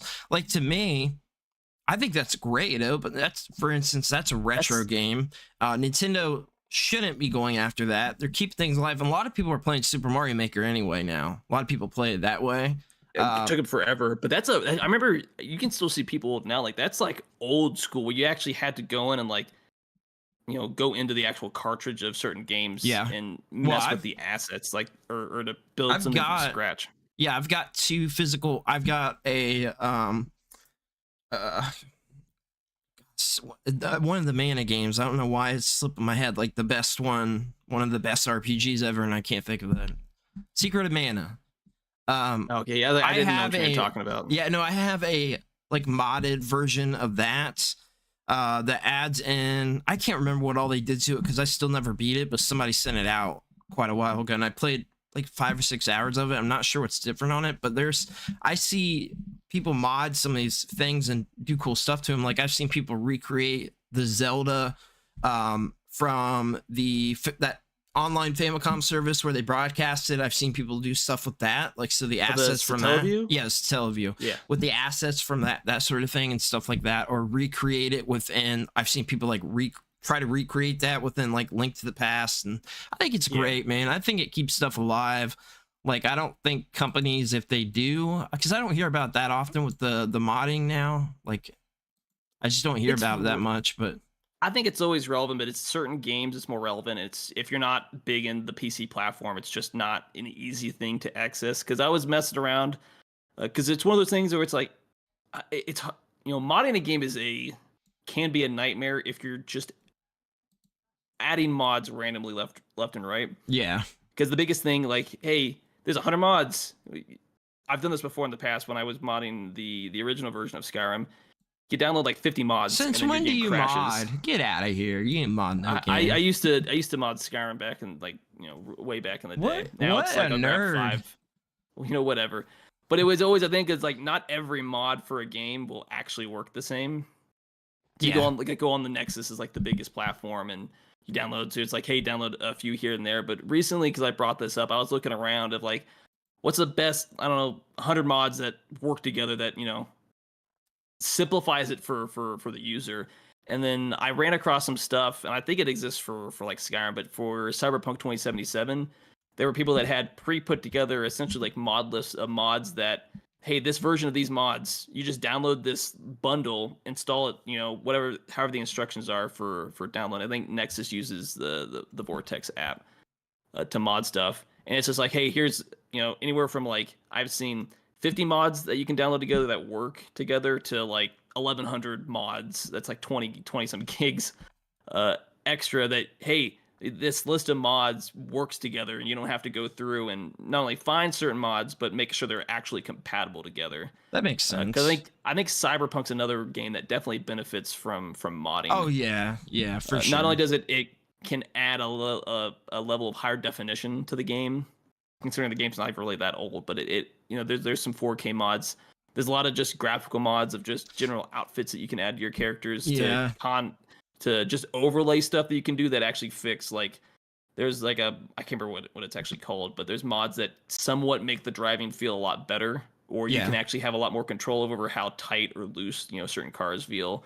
One of the biggest things I can't believe is not even in the base game, but there's a mod that just adds, instead of using, if you play the game, you'll know, when you're going from point A to point B, there'll be a map on your mini map. It'll say, hey, this is the best route on the roads when you're driving to get point A to point B. But there's a mod that actually puts that on the road, so you can actually see where you're going without looking at the map. And then you look back, and then, you hit another car. I think it's great. Mr. Coffee brought up Game Sharks and Game Genies. That technically is modding the game on the software level. So we did that all growing up. I know I used one. I had one on the DS, even GBA, Game Boy Color, NES. I had one for 64. I always got those. Like, it was an essential with my systems. I didn't necessarily use them all the time, but for some reason I felt like I had to own it for every system I had. Like, I always had one for the DS, but I can't ever remember what I used it for. Action replay for Pokemon. Either Pokemon or like Mario Kart or something like that. There was some for Mario Kart where you just go super fast or something like that. Yeah, for sure. What do we got? One more topic. Oh yeah, the second one that you skipped. What's your favorite comedy movie? That's a hard one because it's changed. Because there's a handful of comedies up there. I don't know. You think about some of the classics. So you got Family Vacation. You got Ace Ventura, Caddyshack. I think the Harold and Kumar Go to White Castle are some of the big ones. It's really hard to only come to one. But I think one of the best ones of all time for me probably has to be Dodgeball. Yeah, I think it's just that classic. one never clicked with me that much. I don't dislike it, but it just didn't click with me like it did other people. That kind of humor is not my thing. That type of humor. Oh, like slapstick humor? Yeah, I mean, it's fine for some things. Like, some people can do it and it works for me, but I don't hate the movie. But this is I think gonna get a lot of contention for this one. Best slapstick movie is Freddy Got Fingered. I love that movie. I think it's great. It's so it is kind of slapsticky, but for the time, like, it just worked. It just worked. What do you mean? Or not for Tom Green. That's his whole sense of humor in the late 90s, early 2000s. I like that kind of humor in that context, how that movie worked. I wouldn't even say it was slapsticky to me necessarily. I don't feel like it's anything like Dodgeball. Gross out at times, I guess, for him. Yeah, but I think overall, it does stand the test of time. But there's so many good movies. Big Daddy is one I love. That's up there for me. I also like Monty Python, The Holy Grail. You got Animal House. I think the first Anchorman movie, Talladega Nights, Airplane. Like, there's just so many good comedy movies. No, one of the best, potentially the best. I do love, because I really like Adam Sandler's early stuff. So Mr. Deeds, Waterboy, all that stuff. I love those. Were you a fan of Happy Gilmore? Yeah, of course. Yeah, Happy Gilmore, all that stuff. I like that era of him very well, but I think it's got to be Step Brothers, potentially. I just think that movie's hilarious. It's That's so funny. It's so that's the funny. one where it's the song that became a music video. Which is the boats and hose. Yeah, boats. Yep. That's a classic. That's the one. That movie. There's so many like clippable moments from that movie where you don't need any other context. It's just hilarious. Like, because I don't remember what they were saying, but it's like, did we just become best friends? yeah, Yup. yep. I love it, dude. So funny. Because they go from hating each other to being like the best of friends. I was Beavis and Butthead Do America. Yeah, that's a good one. Butthead Do the Universe are classic movies. I'm sorry, they're both fantastic. Do America is really good. I love that movie. I watched it when it first came out. Because the whole premise is like they're gonna score without any revelation what's actually going on around them. Yeah, that's hilarious. I love that. I think that's stuff. the whole. Do you like Beavis that and era of Adam Sandler, like those type of movies I told you about? Do you like Tommy Boy at all? Oh, those are classic. We went to the same high school. We had a teacher that was super. I can't remember what the math teacher was, but he'd always have his quotes. name, but I won't say his daughter plays soccer with mine, so. Yeah, because he'd always have like quotes on the board, usually like after comedy. It's like a huge. All right, we'll just shout out Mr. Dilly. It doesn't give away much, but yeah, he was hilarious. I love that. He was my favorite teacher I've ever had in my entire life. Learned a lot of movies, like a lot of comedy movies. He really introduced us to a lot of stuff. Yeah, he was a good dude. All right, so I guess we'll go ahead and. Did I say mine? Yeah, I guess. I don't know, man. There's so many because I really like. Why can't I remember? I can't remember anything anymore from Tommy Boy. I haven't forgot yet. Like stuff like Naked Gun. Oh yeah, Go Dirt is another classic, and the first Friday movie. Dude, that's hilarious. I think Next Friday is good too, but the first Friday movie, so many scenes in that movie that are just hilarious. Where I could just watch a clip of that scene and it's just as funny. And then I'll say this, just because I need to make the statement and get the hate for it, because I know a lot of people like this movie. I didn't care for Napoleon Dynamite. I'm sorry. Back in high school and even now, I just don't care for the movie. Yeah. Like it needs to be said. I think it's. I don't think it stands up necessarily. I rewatched it a few years ago. It's not. I didn't like it. It was fine. It was. I think it was. I think it was way blown out of proportion because it like took over for a minute there. Like it really entered the pop culture space when that first came out, and I heard people saying like quotes from it, like, "What are you talking about, idiot?" It's from the movie, like saying like, "Gosh," stupid stuff like that. Or the whole vote for Pedro shirt. Yeah, I remember seeing people with shirts for that. All right, we're gonna dive into the big news. But before that, did you pick up anything last week? I know you didn't show anything before the week before either, but I do have a couple things I need to show off. I picked up a few things. I don't remember if I showed it. Obviously, we haven't showed anything for the last 2 weeks, so probably not. I mean, God knows when I get around to playing it. I think I showed you, but I don't think I showed it on the podcast. There's a game, Tokyo. Xanadu, Xanadu, yeah. Xanadu, yeah. You can't really see it too well on this. It's a Falcom game, which is kind of why I picked it up. It's like $25. It actually, surprisingly, as a used copy, it actually had the instruction manual in it, which is always a surprise. That's a good surprise. It's always nice to see because it's like a rarity. But even for like used games, the fact that it still even had the manual. That's crazy. And then they're I guess if I lean over because I didn't actually they've been next to my computer, but I didn't have them prepared. I bought a few just general figures, but I didn't actually take them out of the box yet. I've been sitting on them for like 2 weeks. So I've got one of the Namis from One Piece. I don't remember exactly what part of the series this outfit that she's from, because our GameStop sells a lot of these for like $20 to $30, so it's not too bad. Plus, there's usually always a sale.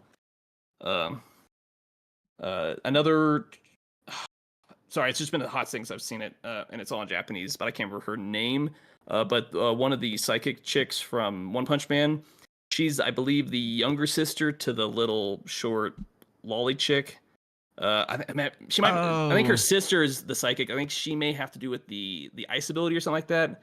I haven't watched One Punch Man in a few years. Because I think she was in the game that One Piece, what was it called? I can't remember, for PS5 for some reason. Yeah, and then they had a series I actually need to go back and watch, and I think we talked about it on one of the podcasts that should be coming out soon. It's Mitsuri from Demon Slayer. Sorry, I blanked on the name for a second. Oh, I looked at it. I saw the logo, even though it's all in Japanese. But I know it's Demon Slayer. They had one of her little things as well. So just I only buy the female collections, but yeah, I'm slowly building up a little. Tornado, is that right? I don't know if that's her nickname. She's got the pink and green hair. Yeah. I think it's a Mr. Coffee Miss said City. Tornado, so I'm not sure. I don't know if it was a reference to that. Well, speaking of One Piece, I got a One Piece thing to show too. So Kess Entertainment sent these out for me to check out, and pretty excited about this. Both of these got Luffy's Bento Panic. We talked about these not too long ago, actually, on the podcast, and they sent this one out. This is essentially like a tabletop card game. I think it's just like straight up sort of card game. You can look up more information on the website about it, but it looks really, really cool. I have not got to open them up yet. It says ages 8 and up for this one, 3 to 9 players, and 30 plus minutes. So it's a significantly long card game. So you got a little bit of time there invested into the game. But I love the packaging for this. It very, very quality hardback box. Super cool. It's not like your Walmart board game. It's not that. These are like very quality. And then also to add on to that, we got Street Fighter 5 Champion Edition Legends, which is a whole tabletop game. This is like a actual full tabletop game. You can hear on the back. So if you're watching the audio, come check out the video. It's pretty cool stuff. But yeah, again, Street Fighter 5 Champion Edition Legends from Kess Entertainment. So you can go over to their website and buy it. And I believe they're on Amazon and some other retailers platforms as well now, so you can order from there. But you can also just go straight to their website and check out more information on those. Tornado's the nickname of the older sister. So the model, because I sorry, it's just been so long since I've watched it. It's Fubuki, nickname Blizzard of Hell. So I remember her superpower, but I couldn't remember her name. But she's Fubuki. I don't believe you. And then Tornado, that's Tatsumaki is her name, the short little lolly character. She's called Tornado of Terror. At least that's the fake English news. nickname. Fake news. Yeah, whatever. All right. Well, I know we're to talk about that right now. If you haven't, you should definitely watch One Punch Man. It's super hilarious. That's one of the couple I told you that I do want to. That Chainsaw Man, I think it's called. And then there's another one I told you. Oh, My Hero Academia. I haven't watched any of those. So those we didn't talk about that in the first episode, but we did in the second and third. So once again, go watch our Junction Network, watch the anime podcast. You can get a lot more fun discussion, in-depth stuff that don't have the time to cover here. But now I guess we'll go right on to the our big news, if you're ready. Yeah. So I guess before we actually get into it, the rumors were for the most part accurate as far as, hey, a Nintendo Direct is right around the corner. Yeah. From what I understood, it was 2-in-1. It was a indie and a showcase, the partner showcase put into one, and it came out like a week before or a few days before actually September. So yeah, not completely accurate, but fairly close enough for the most part. Yeah. And there were actually a few decent. I wasn't expecting anything to come out of this that I would even care about. But actually, I assume you're going to know what I'm about to talk about. One of the games somewhat surprised me, but Legend of Heroes Trails in the Sky, a game a series I had gotten into. I used to actually stream that game, and I still need to actually finish it. Whether I'm going to be able to. I intentionally haven't finished playing it because I was like, maybe I'll come back and be able to actually stream it, play it on stream. But I'll probably end up, if it's a physical on the Switch, I will definitely buy that game physical. On the Switch all day. I am so excited about that. I've got most of these games on Steam. If I haven't bought them, they're bookmarked, so like I'll buy them so I can play them on Steam. But like if I've got ability to get these physical, I'll buy it physical. But I do remember absolutely loving the first Legend of Heroes game. It's a classic pretty much. That's like one of the few that definitely stuck out to me of like, oh, that is dope. I didn't even know they were even teasing bringing that back. Oh, it's been out for a while that they were going to. There's a big rumor about it I saw stuff on Reddit because I was looking it up about 6 months ago or something. People were talking about that this was coming and it was being worked on. So whoever said Apparently it was accurate. I missed it. So yeah, I'm very excited about it. It gives me an excuse to replay it. It's a remake. I think it's a phenomenal series, one that everybody should play. Also, I don't think we mentioned it. I briefly mentioned the beginning, but Visions of Mana, as of the recording of this while we're live, just came out yesterday.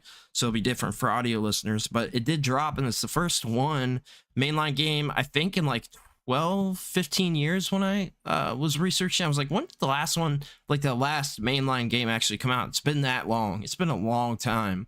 So like, it's a pretty big deal. If you're a fan of the Mana series, which you told me you're interested in checking those games out, right? Like that I feel like series. I have one of them, and I played it for probably an hour and dropped Dude, it. I bet if you I need like to go back actually and actually played, finish it. you would enjoy. It's like your type of series, right up your alley. Like it's got your name written all over, even more than me. I think you would love the series, but yeah, I'm super excited that these JRPGs are getting some love, man. Like they're more popular than ever. There's so many coming out, you can't even keep up. And you have to like select what you want to pick. Who would have thought 20 years ago this would be the case, where we got like, 8 games are coming out this month, and that's what you got, and that's your selection. Instead it's 8 games a day now that come out. So Yeah, it's definitely quite a bit. yeah. But I mean, like I hear like I think JRPGs is really popular. Like you think of like JRPG or Japanese games peaking in like the 90s, and then at the turn of the century, around the PS3, Xbox 360, Western developers really took over as like the predominant games that came out that people were playing.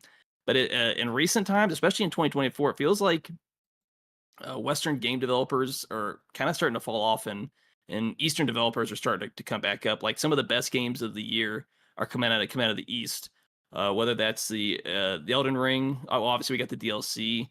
Uh, we had the like I guess the Like a Dragon game. I'm immediately blanked on the actual name.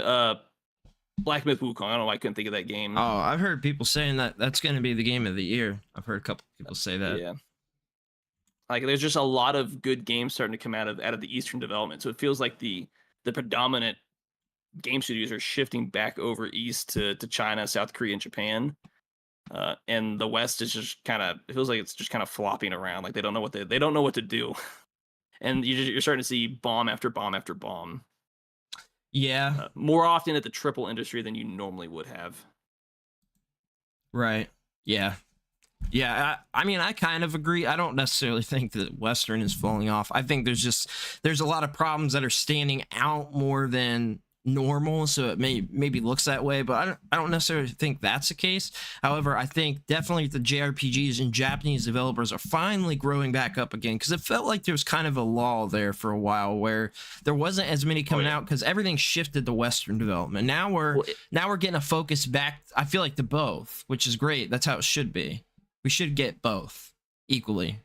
No, yeah. I mean, obviously you can find really good games like Baldur's Gate 3 was a really good game, but it feels like for the longest time, like say like the JRPGs were always stuck in that 2D era, and they just struggled to evolve into a broader 3D market that it just felt like the industry had full on shifted towards.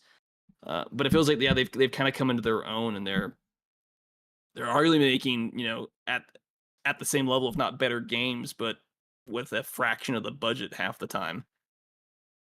Like it really is story gameplay in a lot of aspects. They're just beating out Western developers. I mean, I think that I'm so happy to see that Japanese developers are getting the love and support that they need to again, and that people were saying, we should be able to equally get both, but it felt like all the resources were taken away from those Asian developers and really put fully in the hands of Western development, which is not good. Obviously, that's where the problem happened with PlayStation. As soon as we talked about this before, as soon as it moved to a Western focused development, it was a problem. Like that's where the industry kind of started going downhill, in my opinion. That's how I feel. So yeah, because I mean, arguably my personally my top two game of the year is 1 and 2 would be Black Myth Wukong, Stellar Blade. Yeah, it's not even close. And then best DLC of the year, what's it, the Eld Tree? Oh yeah, it looks phenomenal. I haven't gotten to play it, but Shadow of the Elm Oh, Tree or whatever. Yeah. But I'm not into the Souls-like game, so I haven't played it. That's the base game or because the DLC. you're a loser, Mark. That's why. Yeah, I know I am. Good. Get good. That's all you got to do. But like, hey, I'm just saying, it seems like we're getting better games No, we out are. of Eastern developers than the Western. Like we're doing this back and forth of, I don't know. It feels like the developers get too big, and then especially with media, it's like, oh, don't worry, we know what you like more than you do, and then they complain, why is my game bombing? I know. But the whole Concord debacle was hilarious to watch on social media. But I guess back to the actual, direct, unless you got something else to say. Nope, let's get back to the direct. I feel like I went off on a somewhat of a tangent off to the right, but I know you mentioned it. Obviously, I wasn't expecting any of the Yakuza games, or I guess technically Like a Dragon, but we're still calling some of the other ones Yakuza Kamui or Kiwami, yeah, which I think is the remake of the original game coming to the Switch. Yep. Which, to be fair, that's like a 20-year-old game. The remake's like 5-10 years old at this point. Yeah, because there's so many. There's Yakuza 0, Kiwami 1 and 2.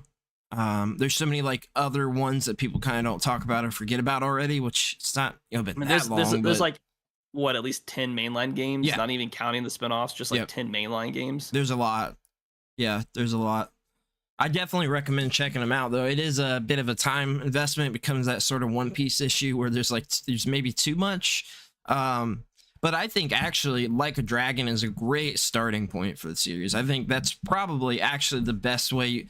If you don't have the time to go back, I feel like that's a great way to start the series, in my opinion. I think it's a phenomenal game. Definitely underlooked because it was a launch. It was like an Xbox launch, a Series X launch title, essentially.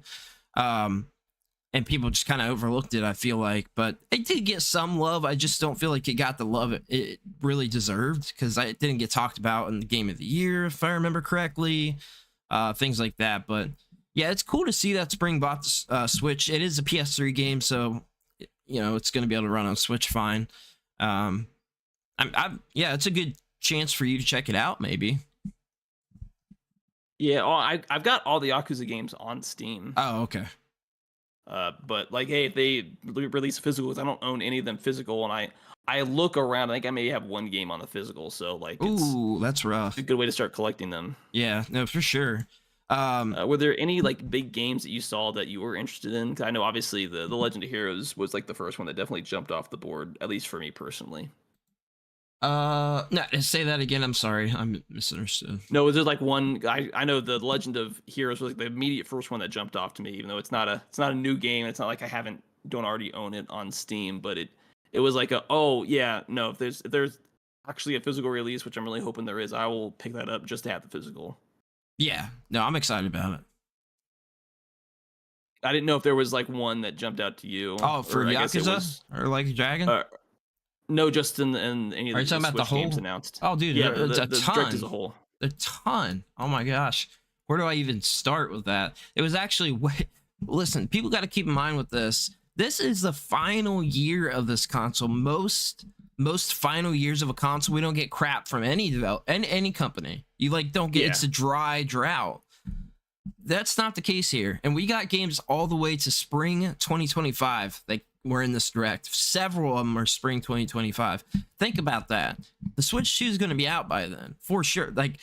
At the latest, we're looking at spring 2025. We're looking at February at the latest, in my opinion. Yeah, because weren't the rumors that April. we're getting that direct probably sometime in October is where the rumors are at? Yeah, and I think whatever the Switch successor actually is. Right. It's either we're getting a holiday or we're getting a spring 2025. There is no ifs, ands, or buts. They don't really do quarter 2, quarter 3 for their console. It's going to be essentially technically quarter 1 and then either quarter 4. Yeah. No, I want to kind of go over a lot of these because this is kind of where I think the bulk of what we're talking about here.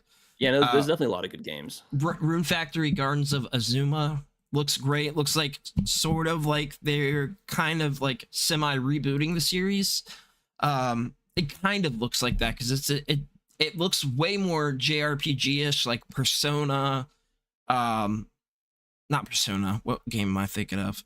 I can't remember. But it's got a better aesthetic to it. Looks really good. I think the last game it wasn't bad, but it was probably like the most roughest one in the series that I played. And I love these games, like going way back. I love these games. DS era, I was playing them, and they're a great farming sim / JRPG.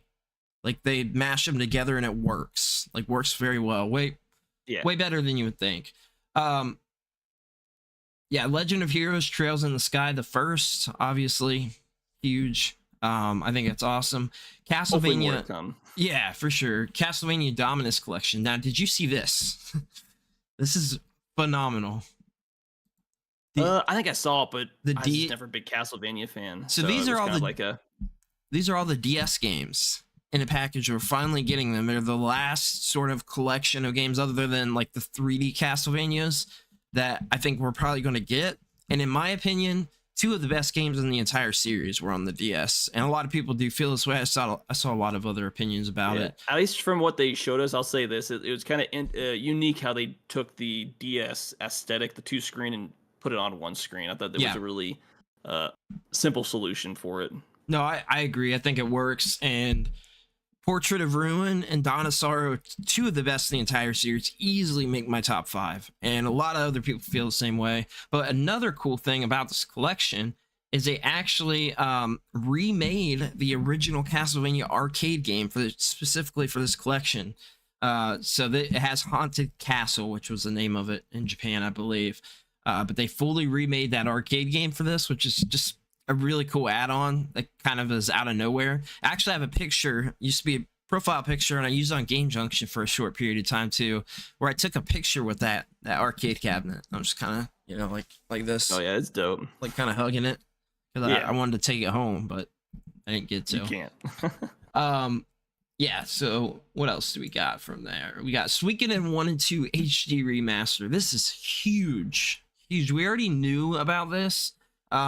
But phenomenal, fantastic games. I cannot overstate how awesome these games are. I love them. I feel like Suikoden 1 kind of changed my life when it came to these type of games. Like it was like a sort of awakening when these games came out. Like they were just so good, man, so good. And easily 10 out of 10 games, both of them.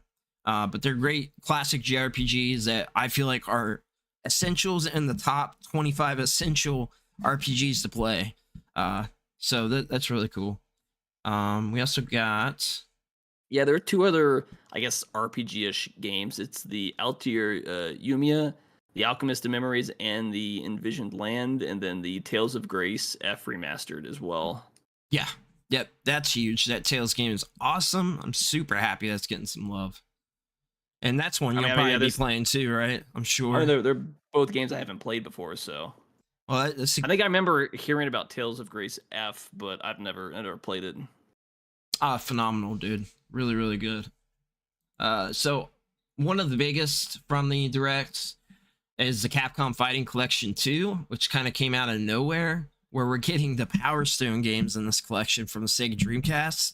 But we're also getting Capcom versus SNK 1 and 2 in the collection, which the highlights there are Power Stone and the Capcom versus SNK games.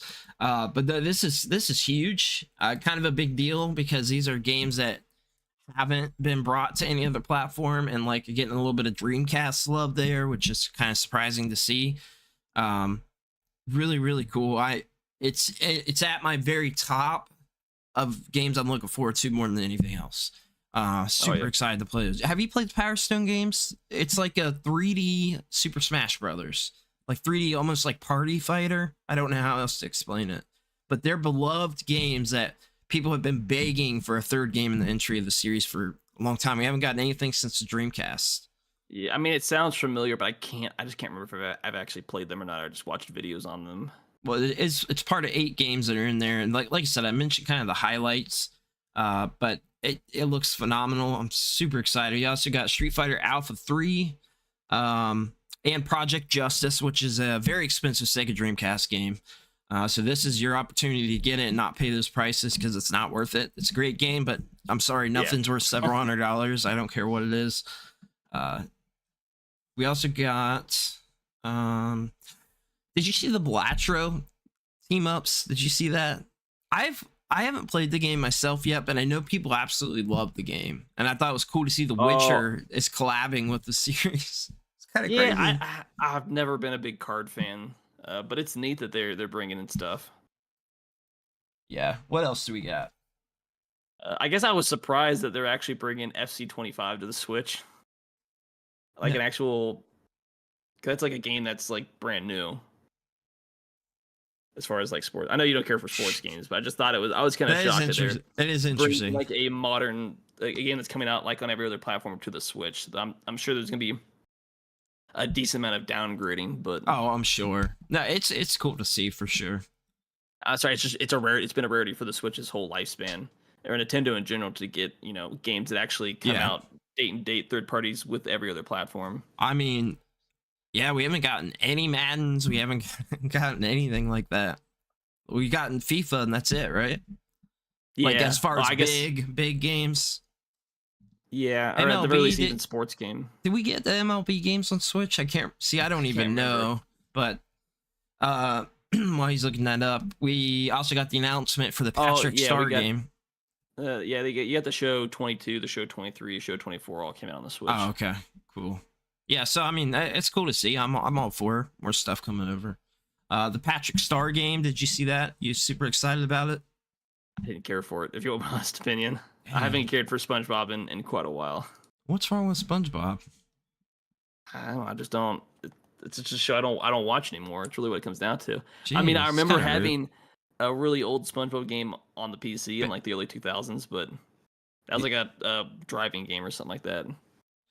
Yeah, we also got the Tetris Forever collection, which is a collection that includes like 7 or 8 different Tetris games, which we'd never gotten a collection of Tetris before. So I mean, for puzzle fans, that's pretty cool because you're combining a bunch of games that like there's Hatris. I don't know if you know about the whole backstory of that game, but a little bit. Yeah, so that's in the collection, which is kind of crazy, but very, very cool. We also got a game. And I instantly got these vibes. It's like a Wario Land-esque game where it's kind of a silly, stupid platformer sort of deal, Pizza Tower. It actually, it looks really good. It was one of the highlights for the indie games for sure. Very, very cool. It looks like a lot of fun. Yeah, no, I just want to say Tetris Forever. I mean, it's dope that you're getting old Tetris. I mean, it's not like a Puyo Puyo Tetris. It's got a lot to go to reach. Bro, that you can heights, get that for $10 on PS5. I got it. It's like $5-10 now. Just saying, it's one of the better Tetris games I've played. It's very fun. I got that at launch. Very, very fun. Like who'd have thought you could turn Tetris into an RPG-esque game? Well, let me ask you a question because I feel like this is the biggest game in the direct. What are your thoughts on Date Everything? I feel like we talked about this game last time. I sent it to you to check out for the podcast. You said I feel like we talked about this before. Like one of the last two podcasts where you can, like it's a dryer, a calculator, a toilet. I brought it up before because this is. I didn't know it was the same game. I thought it was like that game that you shared. I thought the one you shared was like an anime-esque game. It kind of looks the same, but sorry, I think it's stupid. Oh, come on. Tough crowd. I totally want to date a lamp as an anthropomorphic person instead of it being like a cat girl or something like that. Is there anything else you wanted to mention from the direct? I mean, obviously there's a lot of other stuff. I mean, I guess you got Goat Simulator 3 and Civilization 7, but those aren't games that I wouldn't play either of those games on the Switch. Civilization's always been a game that if I'm gonna play it, it's gonna be on a PC personally, but I haven't played since like Civ 5, so no. I mean, I thought you were gonna be most excited for Just Dance 2025. Like I remember you saying you absolutely want to stream that game. Oh, 100%. I love it. It's probably my favorite series of all time. I love it so much. I mean, I think that's most of the big ones. There was a couple other things that I thought I was gonna mention, like I don't think you mentioned it, but it was like Power Wash Simulator, which for whatever reason people love that game, and then the Shovel Knight games. But I thought we already knew about the Shovel Knight games. We did, and when they showed it, was like it it was a sizzle reel, so it was like 5 seconds it showed of it. Like it Because was I flash felt and like everything. it's a big game, but it's like from my understanding that wasn't the first time it was announced, so it was just more of like a confirmation. And there was definitely other games too. Like I said, I can't mention everything, like the My Sims Cozy Collection, which is like the My Sims games from the DS and Wii and stuff like that. I still have a couple of them. And yeah, I mean, I think it's most of the big ones. There was another JRPG that I think it was Atelier Ryza, a new Atelier game, if I'm saying that right. From that series, I'm pretty sure there was an announcement for that. And then like one that I did kind of want to mention because it's like a new IP and it looks very unique and very fun. It's called Star Overdrive. It's a timed exclusive that comes out in 2025. It says lets players explore a vast planet and defeat myriad beasties using their trusty hoverboard. So it looks like a like almost open world-esque game / Jet Set Radio / I don't know. I think it has the aesthetic of it. Yeah, it as does. far as the graphics goes, but I didn't know how to feel about that one. It looks cool. Jet Set Radio and those games and like Hi-Fi Rush, phenomenal games. I mean, absolutely awesome. So it looks like an open world Jet Set Radio with giant monsters, and you can actually like fight the monsters with your hoverboard and like swords and stuff like that. It almost looks Breath of the Wild-ish because you got these capabilities to pick stuff up and throw it, like kind of like sort of Breath. It looks like it is trying to be Breath of the Wild, Jet Set Radio, and like Sonic Frontiers almost, because this reminds me of that with the way that you traverse the world. Kind of reminds me of Sonic Frontiers because that's like an open world game. It looks really, it does, I gotta say, it looks really fun. To me, I remember exciting. It also, it's somewhat, I think it's just because of the board itself, but it slightly reminded me of a Eureka 7. What? You remember that anime where the dude's like on the main Eureka 7? I think it's if you. It like sounds familiar, but I think it's spelled the same way as Eureka, but it's not actually pronounced like that. Oh yeah. I didn't know it was pronounced differently. I thought it was Eureka. Yeah, I know what you're talking about. I think it's all big stuff. Goat Simulator 3, nobody cares. Yeah. What else do we got? We got some GameStop news, which is oh boy, surprising that GameStop's back in the news, but surprisingly for a not a negative reason.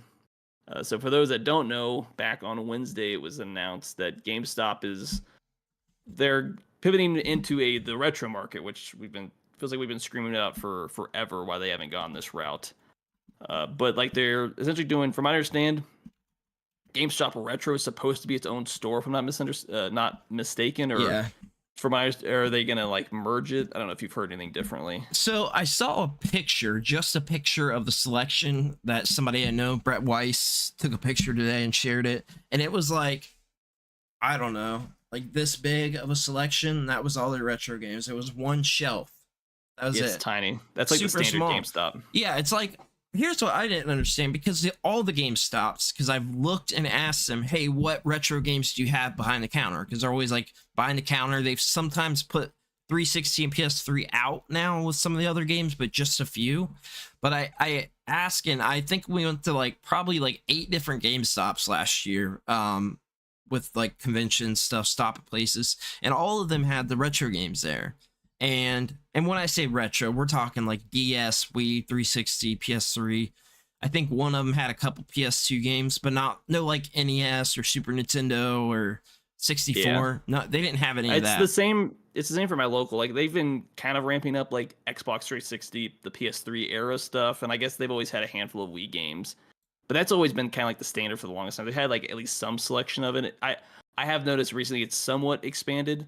But it'd be nice for them to actually go full on. Like a lot of these stores, it's just a lot of empty space in the middle of the store. Like get rid of the Funko Pops, fill that up with retro games. Essentially, that's what I don't understand. Why are you not doing? Look, I would rather support the mom and pop shops, like the local stores, anyway.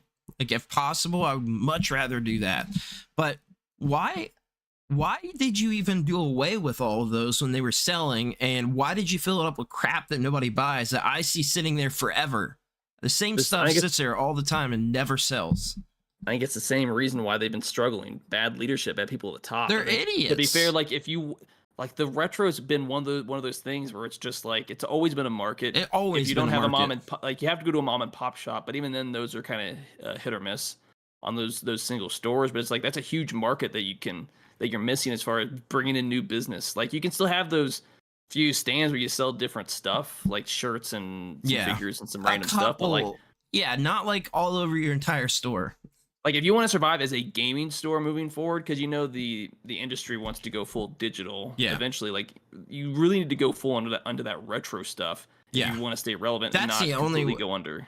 Once these next consoles come out, which we're going to be talking about part of that, but once this next generation comes out, I am 99.9% sure there will be no physical PlayStation or Xbox anymore, and I don't even know that we get another actual Xbox console again. I'm still pretty set on they're doing a handheld this generation, and then they're going to do like a stream type box where it's like a Roku stick basically.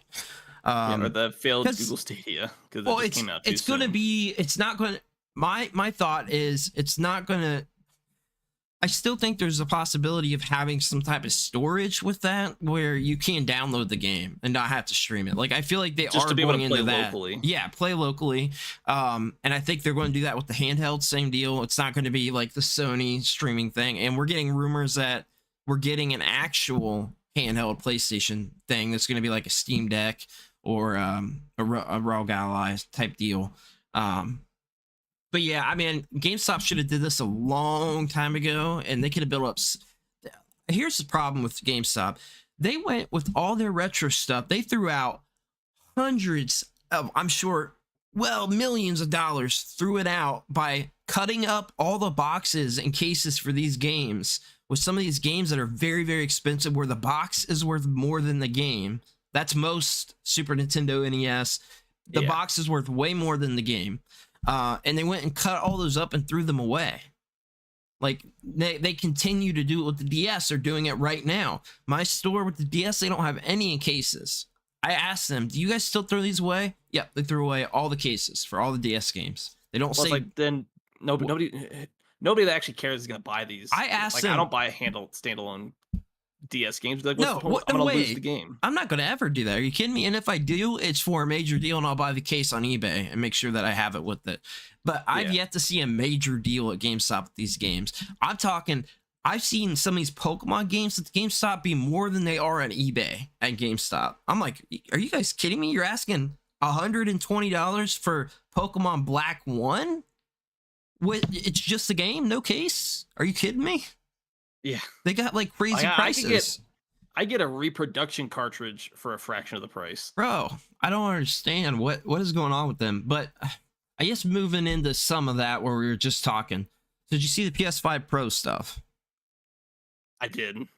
What's Primarily, your I thoughts? saw what they were charging for it. Did we actually get any hardware description or just the Pro itself? And yeah, no, I mean, we got some information. So it's going to be similar to the design of the PS5 Slim. So the second model that came out, of course, I mean, which we could have, imagined they're going to go with that model anyway. It's going to be white in color with 2 USB-C ports in the front and a power button. So instead of one like the PS5s that we have, it's got 2, which is it's a good addition. I'm not going to lie. Like there's stuff that I want to hook up or whatever, and there's like one in the front. Like, are you kidding me? So that's good.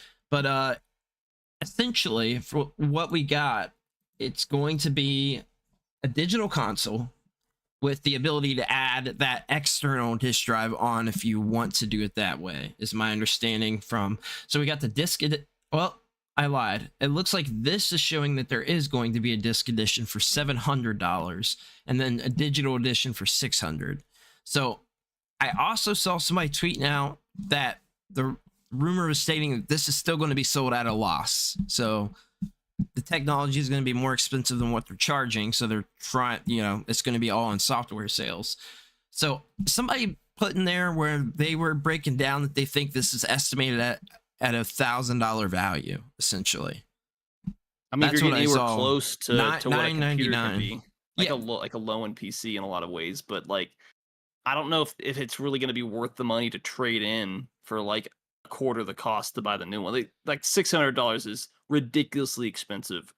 Yeah, it is. That's just a lot of money just for new hardware. Like this, And then they're still doing the baseline 1 terabyte of storage, which Yeah, I think that's ridiculous. If I'm paying $800, a terabyte is insulting for a lot of games that are baseline 100 gigabytes a game now, and they're only going to continue to get bigger. Yeah. But from what I've seen, I'm like, yeah, it might be a little bit more powerful. But considering you already have an SSD baked into it, you're not using the old hard drive. Like, yeah, it's going to be stuff's probably going to be able to load a little bit faster, be able to be a little bit more high fidelity. But from what I've saw, it's just like, this is great if you're just now getting into it. But if you already have one, I don't think the upgrade's worth the money that you're going to end up paying. Here's why this might be worth the money. This is why it might be. So some of the information we got, now this first part is with the high CPU frequency mode. So that is only at a 10% jump from the other place, like the standard PlayStation. Matters, but here's the sale part that is not capable on these consoles. They are using the anti-aliasing upscaling technology. It's called PlayStation Spectral Super Resolution, which is essentially their proprietary version of what am I thinking of? DSLR or not DSLR. That's what DLSS. DLSS, yeah. So this is their version of that with a custom machine learning architecture and an AI accelerator. So those last two things mean absolutely nothing to me. Well, sorry.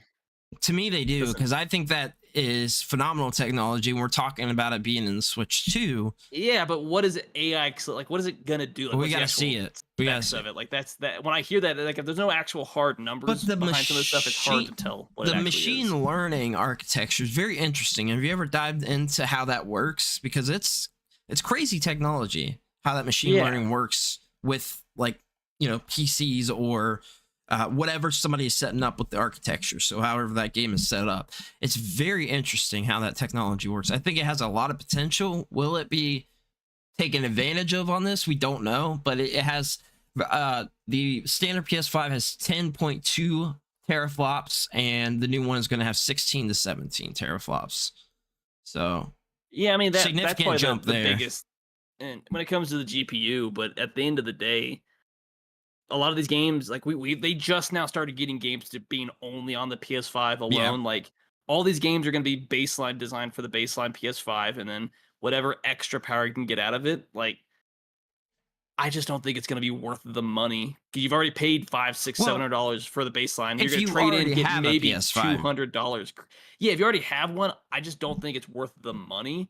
Especially if I wanted to go from one disc to the next disc, I'm not getting $400 for my PS5. I'm just not going to get that money for it on a second hand. I think what the move would be is to sell it personally, like yourself, not sell it to like a store. So get like $300 out of the console, and that's like an extra $50 to $100 probably. I don't know what the market is right now, but you're still you'd be lucky to break. They're still selling at about $400. I see it pretty often. So 350, 400, I think is what I mean. And I would just say 300 is what you can expect to get. So I always go below what the market value is. It'd be like, okay, so I need to foot the bill of another, like, what, $400 to $400 get the drive. Yeah. Like, is this upgrade really worth that extra $300 to $400 potentially? It brings a good question. What I will say is I don't think the PS4 Pro is ever taken advantage of fully. And I feel like that's kind of the move. I feel like that didn't get taken advantage of. I feel like the Xbox One X didn't really get taken advantage of. And it was for like, what, 2 years before the Series X came out or something? Something like that? Like 2 years. So it's always like right at the tail end of the console's lifespan. They already said they're in the latter half of the life cycle. They already said that. So that's been out there publicly. We know that from one of the business meetings. So yeah, this latter half of the life cycle, I don't know. Will it be taken advantage of for what, 3 years, maybe 3, 4? I think 4 years max at the very, like, no way. It's 3 years. I think we're getting the next console. Yeah, I don't think till the end of life cycle, if it's properly taken advantage of, it won't. But I mean, just for me. But then again, me personally, like, I just bought a new PC less than a year ago. So, like, if it's not a PS5 exclusive, I'm gonna play on a PC just because it's gonna have better specs. Let me ask you a question. I can play it at a higher end. Do you enjoy playing all games with mouse and keyboard, like even RPGs and like? I always wonder about these guys because I'm like, I would hook up a controller. It depends on the game. So say like a game like Rocket League, you can play it. It's easier to play on a keyboard with the controller. Black Myth Wukong. It even tells you in the game like, hey, this is going to be played better with the Controller. with a controller, not a keyboard and mouse. But there's always specs. Usually, I prefer it just because I have quicker and easier access to different buttons, and I can usually, for the most part, remap stuff that kind of fits with what I want to do. So yeah, if I play keyboard, and I prefer keyboard and mouse, especially since I've got if you want to call it an MMO mouse, but it's got the 1 through 12 numpad on the left side with the thumb. Yeah. So if I've got stuff mapped to those, I have to do even less with my left hand, because it's like, okay, I move the mouse, I've got all these buttons on my mouse. It just makes it easier to access. That makes sense. But some games, I mean, you can usually tell a game that's designed. Like when I was playing Tales of Arise, when it got ported, it plays fine with a keyboard and mouse, but it definitely plays a lot better. You could tell it was designed around a controller. Yeah. So when you plug in, I feel like it plays a lot better. But some stuff is port a lot better. The Horizon Zero games that had a decent port. A little bit getting used to with the keyboard and mouse, but at the end of the day, it's like, okay, I'd rather play it with keyboard and mouse once I finally got used to it. Really? See, like a game like that, there's no way I would ever play it with keyboard and mouse. Like when the game I feel first like came out, be a problem. It was damn near unplayable on keyboard and mouse. But since later patches and stuff like that, they fixed a lot of the issues, and a lot of it just comes down to certain controls and mapping certain things. Obviously, it depends. Like a game that's designed around a controller is always going to feel better on a controller. Yeah, but games that come out on all three platforms, it's natively designed with the keyboard in mind. It usually feels a lot better. Like Cyberpunk 2077 and Skyrim came out on console and PC. Yeah. And while like a game like Skyrim and Cyberpunk, at times you can definitely feel where the design took the console over a controller at times, it's not the end of the world. And then say like Skyrim, there's mods that fix the UI to where it works a lot better with the keyboard and mouse than the old controller setup as far as navigating your menu and stuff like that. But, I mean, at the end of the day, it's just it comes down to you, the individual. And I know a lot of people that they play on PC and they play pretty much everything with a controller. So I mean, it's just up to you as the individual. The couple of times that I played on my gaming laptop, I use a controller for all of them, but I played like, what's a game called? Turnip Boy, Tax Evasion, that game. It was like free game on Amazon forever ago. Yeah, I don't know. I just kind of feel weird about that. So that was something I was interested in hearing from somebody that plays a lot of PC. Yeah, plus I've got the better hardware, so generally you can get better graphics, faster loading. You have far more. Usually, like when you deal with a console, like the settings is usually where the biggest difference is, because usually on a console it's pretty much set in stone what your graphics are going to be like for the hardware. Right. You have very little editing, and the PC it's like you can super downgrade your graphics or super upgrade, or you'll be like, hey, I want to be able to render stuff really far, but I want to lower down the anti-aliasing, or I want to lower certain populate. Like you have a lot of options as far as like the settings and stuff like that. The problem is that like a lot of these games we see that are console-based games, so take the PlayStation games, are not optimized for PC very well at all. Like some of them have had real problems. Yeah, it's noticeable immediately if it wasn't properly optimized for a PC. Yeah, and which that throws me off for one. And then the other thing is like, if you don't have a higher end GPU or CPU, for instance, some of these games might not run well. So like you already got to invest, like let's say the i9 is what, like $600, right? Like for instance, what version you're getting, or but the it depends. Ryzen. Not every game. Some of the better ones, it'll auto detect your hardware, and then it'll set the best settings, and that's why you have the flexibility. So if your computer starts to age and it can't say run at the highest end, you just lower it down to lower settings to where you can still maintain 60 plus FPS. And you can go in and I'm sure it does to some degree. I haven't dug around with the settings a whole lot, but with a lot of games, it's like you have a lot of settings, so it's like, okay, which of these settings are more eating up certain hardware, GPU, CPU space. And a lot of times it's like, hey, there's presets, so it's like, hey, if you want more performance, it'll auto move around certain settings based off the performance that you want, if that's what you want, or more graphics. But it just usually it comes down to the game as far as like how much flexibility. But generally, it'll auto set stuff if you want set from high/ultra all the way down to low. So even if you don't have the highest hardware, you can still play a game. It's just not gonna have like the prettiest looking game, but the game can still run fairly well. I will say, like, one of the things with that is, like, if you don't have a decent rig built, like, it may look potentially like, well, say mine. I got pretty standard sort of setup. I don't have any of the high end cards or anything like that, but mine I have checked and tested, and this is a $1,500 computer, right? And like I kind of priced out all the parts and everything. It is a pre-built, decent mid-tier. That's about what I spent on mine. Was like around $1,500. I looked at, oh god, what game was it on Steam that I was looking at, like where it was going to run, and it was like worse than console. And this is like this is setup that's more expensive than any console, almost triple the price. I mean, it depends. Obviously, a PC can do a lot more than gaming, and it depends on what you're trying to do. But it also depends on the optimization and stuff like that. It's just kind of hit or miss. Yeah. All right. Well, last thing we got is the new Zelda game. We got to see quite a bit of gameplay, some more footage today. Did you check out this new trailer? Whole game overview is kind of spills the beans and shows us quite a bit. Yeah, no, I think it just gives me more excited for the game as far as the different abilities and the gameplay. It feels like it's going back to. It really is truly like a puzzle game in a lot of ways that Zelda kind of felt like has kind of cut away from. It's more like an action adventure game. Like it really plays into that puzzle. Like you have like a repertoire of abilities that you have to properly use if you want to get through, each dungeon and stuff like that. Yeah, no, it looks really cool. Like it showed off some of the abilities. So you've got some abilities that kind of harpen back to Tears of the Kingdom a little bit. I saw some of the I can't even think of the ability moving stuff around. What's that called?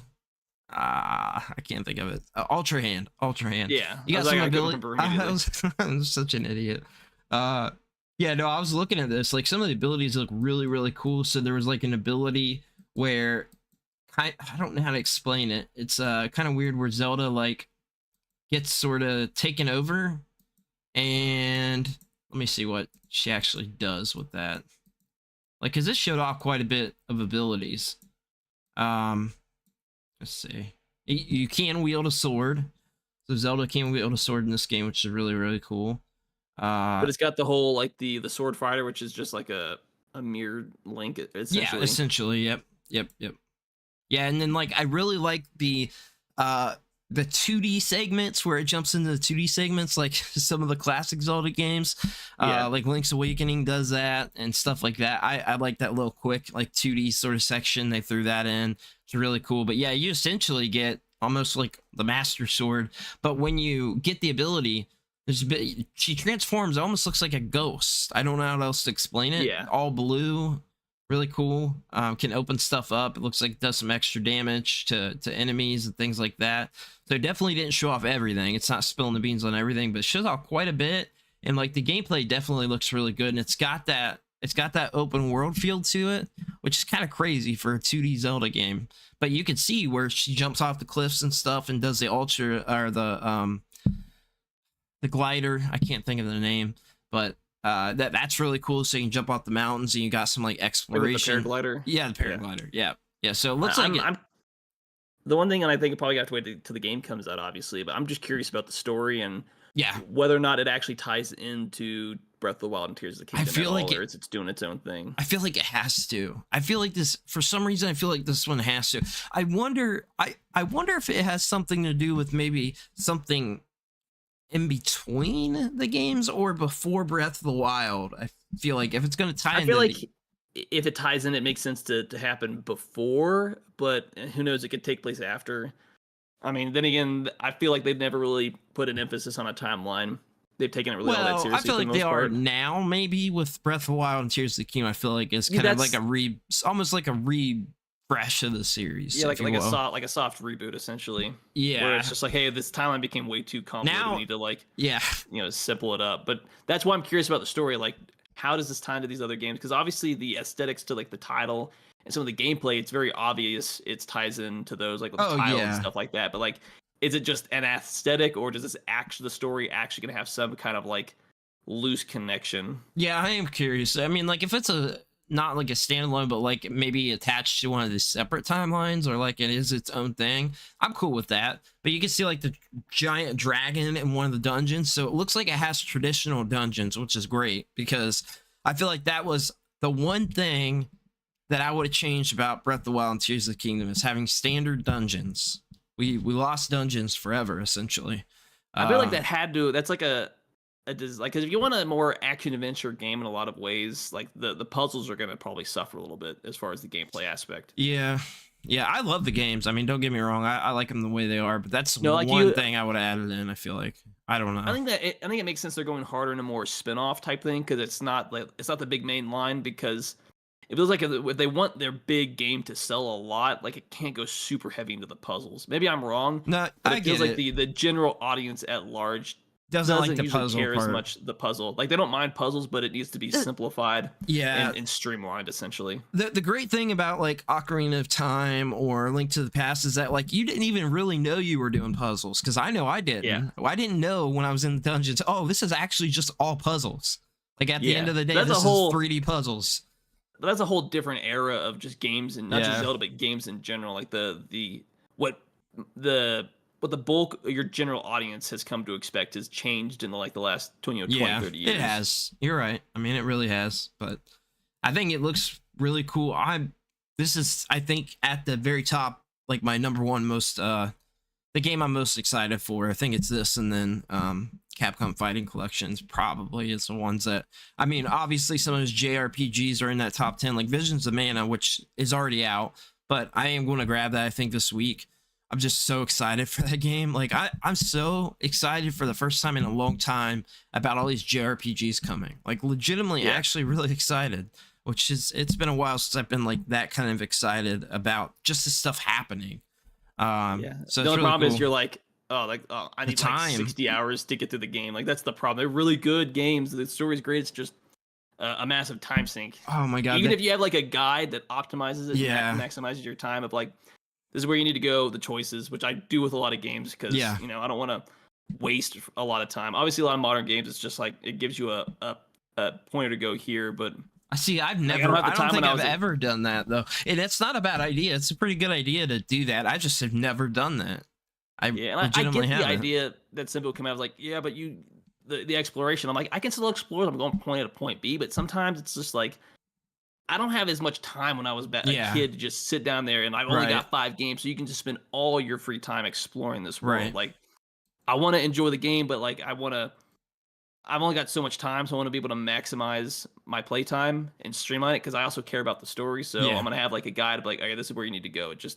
It generally makes it easier, and at the end of the day, it's gaming is about having fun, and that's right. I mean, that's really all it is. So you play however you want to play at the end of the day. Yeah, no, that's true. I'm just excited to see all this stuff happening, and so many JRPGs and just like fantastic games. Like we didn't even mention, obviously we knew about it, but we got to actually, I don't know if you watched the trailer, it was really good, but the Dragon Quest 3 HD 2D, that's coming out too. We actually got a full look at it.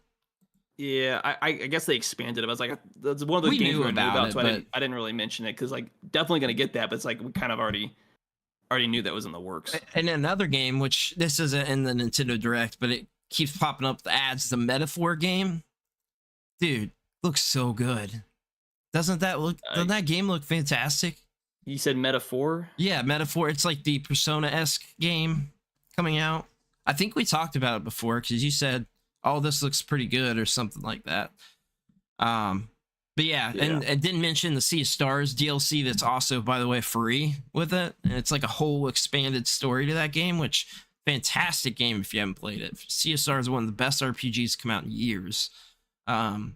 It really like embraces that retro RPG feel. But definitely. It's called Metaphor B Fantasio, I think is the subtitle. B Fantasio. We definitely 100% talked about it. It's from the Atlas. Yes, I was just trying to bring it up. Oh, yeah. Sorry, I was typing in the wrong thing. Yeah, I know what you're talking about now. That's my bad. No, you're But hey, good. I'm still over here hoping that we can get a remake of the best RPG of all time in Chrono Trigger. I knew it was gonna be. I'm sorry, that game deserves a complete, not only a remaster, but a complete remake from the ground up. Explain to me why you feel that way. It's just the story's just that good. Cyberlaria in the chat said I'm playing Dragon Quest III, the second it unlocks. Can't wait for 1 and 2. Mr. Coffee said, definitely get Visions of Mana while you can. Yeah. Let's address this real quick. It's brought up in the chat. Yeah, the Visions of Mana studio is getting shut down. The game that just came out yesterday. Yeah, I remember that was crazy. What do you know the details on that? Because that one I actually didn't see until Mr. Coffee. I saw it.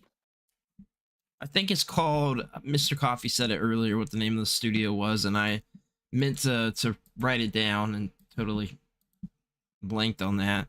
Cyberlaria said Oka Studio. So the big thing apparently, the Tencent and NetEase, two Chinese companies, are reportedly essentially scaling back investments into Japanese video game studios, which essentially is forcing them to make financial changes. Oh, interesting. I wanted that's the reporting. I wanted to address that your buddy Cyberlaria is in the chat, the one that always watched your JRPG streams. And yeah, he's like, hey, the Trails remake. Yeah. It's been like over a year since I really was into streaming. Yeah, I definitely. Well, I saw that same save file from when I last played it. I haven't touched it since. I'll let you guys know we are trying. Obviously, for audio listeners, you can check any of this out on the YouTube channel. But we are going to try, or the Twitch. We are going to try to potentially stream tomorrow. We're talking about it, but I think like you're regardless probably going to have like a little bit of time right and in the afternoon. I just got to see if I can do that, or I see the evenings are the best for me. Especially on the weekends, because I got now soccer games every single Saturday. Yeah, see, that's the problem. For those that don't know or don't care, college football is back, so that also makes my Saturday schedule a little weird. As well as Saturday's my big day for getting schoolwork done that I didn't do during the week, so that just I'm adding a bunch of other stuff on there. But yeah, trying to work around that. What a rip-off. I'm sorry. College football is like my favorite sport, so in some aspects it's going to take priority. Why don't you go play it then, man? Go play it instead of watching it. Yeah, I'll do what I did back when I was 8, go out by myself with a little like mini football and be like, play football by myself with the imagination. I did that as a really young kid at one point. I think I did something like that too. Yeah, I definitely had a period where I was really, really into football, like playing football. Never liked pro. I don't watch NFL at all. I like watching college games, but don't watch NFL. Just not a fan of it. Follow not that people care because we're not a sports podcast, but I mean I'm at a market, so like I'll follow my team because I'm a Miami Dolphins fan for the NFL, but like I'm at a market, so it's impossible to watch like any of those games. Yeah, and I'm not paying for the whatever the NFL charges to watch all the games. It's stupidly expensive. No, thank you. Mr. Coffee said, "Go Spartans." All right. Hey, is there anything else that you want to address, or I don't know what Spartans those are, but 2024 national champs, go blue. Sorry. No, you're good. No, from Ohio, and I absolutely hate Ohio State, but yeah, it is what it is. Rude. All right, it's a rivalry. But no, I think outside of that little stuff, got everything. Okay, all right. Actually, guys, surprisingly, came close to the aim time where we were live too. Yeah. No, we also started on time. Yeah, we did. That was good. I think maybe we can try to do that again next week. I want to by next week announce if we have anything special planned, so we can put it out there in the ether about episode 100, because I don't know. If anybody has any ideas, be more than welcome to hear your ideas, because I honestly don't know. But I would like to get it out there that hey, we're doing something for episode 100. So expect to see something about that within the next probably week. I think we'll just have to brainstorm on it because I have no idea. But yeah, before next Friday, it'll be kind of what needs to be set in stone. So. And then of course, we got Anime Junction Cast is on Sundays at noon, correct? Yes, that's it should be out live on the Junction Network noon. It's pre-recorded, but YouTube. it'll be Yeah. uploaded, to that, and then we're gonna get that on the audio. So definitely appreciate everybody checking the show out. And then we got YouTuber Tom Grossi has a great channel that covers NFL games. So if you want to go check him out, you can do that. But actually, I'd prefer if you go check out the social media. Follow us on Facebook, Instagram, TikTok, all that jazz. I just want to say, hopefully here in the next next time we're here live for episode 99, should have the socials up for the Anime Junction, or the Anime Junction Cast, what we're calling it. I don't have it immediately in front of me. It should be what it's called. It'd be terrible to not know what the name of it is. Should be what it's called, but we don't know for sure. Yeah, but by next... Sorry, my mind's all over the place sometimes, but in regards to the anime podcast, by next Friday, we should have the socials up for that one and be able to start advertising that as well. So definitely look for that. Yep, super excited. All right, everybody, we will see you all later. Be back again if you want to watch live, of course, on YouTube at 8 p.m. Eastern Standard Time every Friday. And you can also follow us on all the audio. That's super helpful. Spotify, Apple Podcasts, and all that jazz. Everybody have a great night, great week.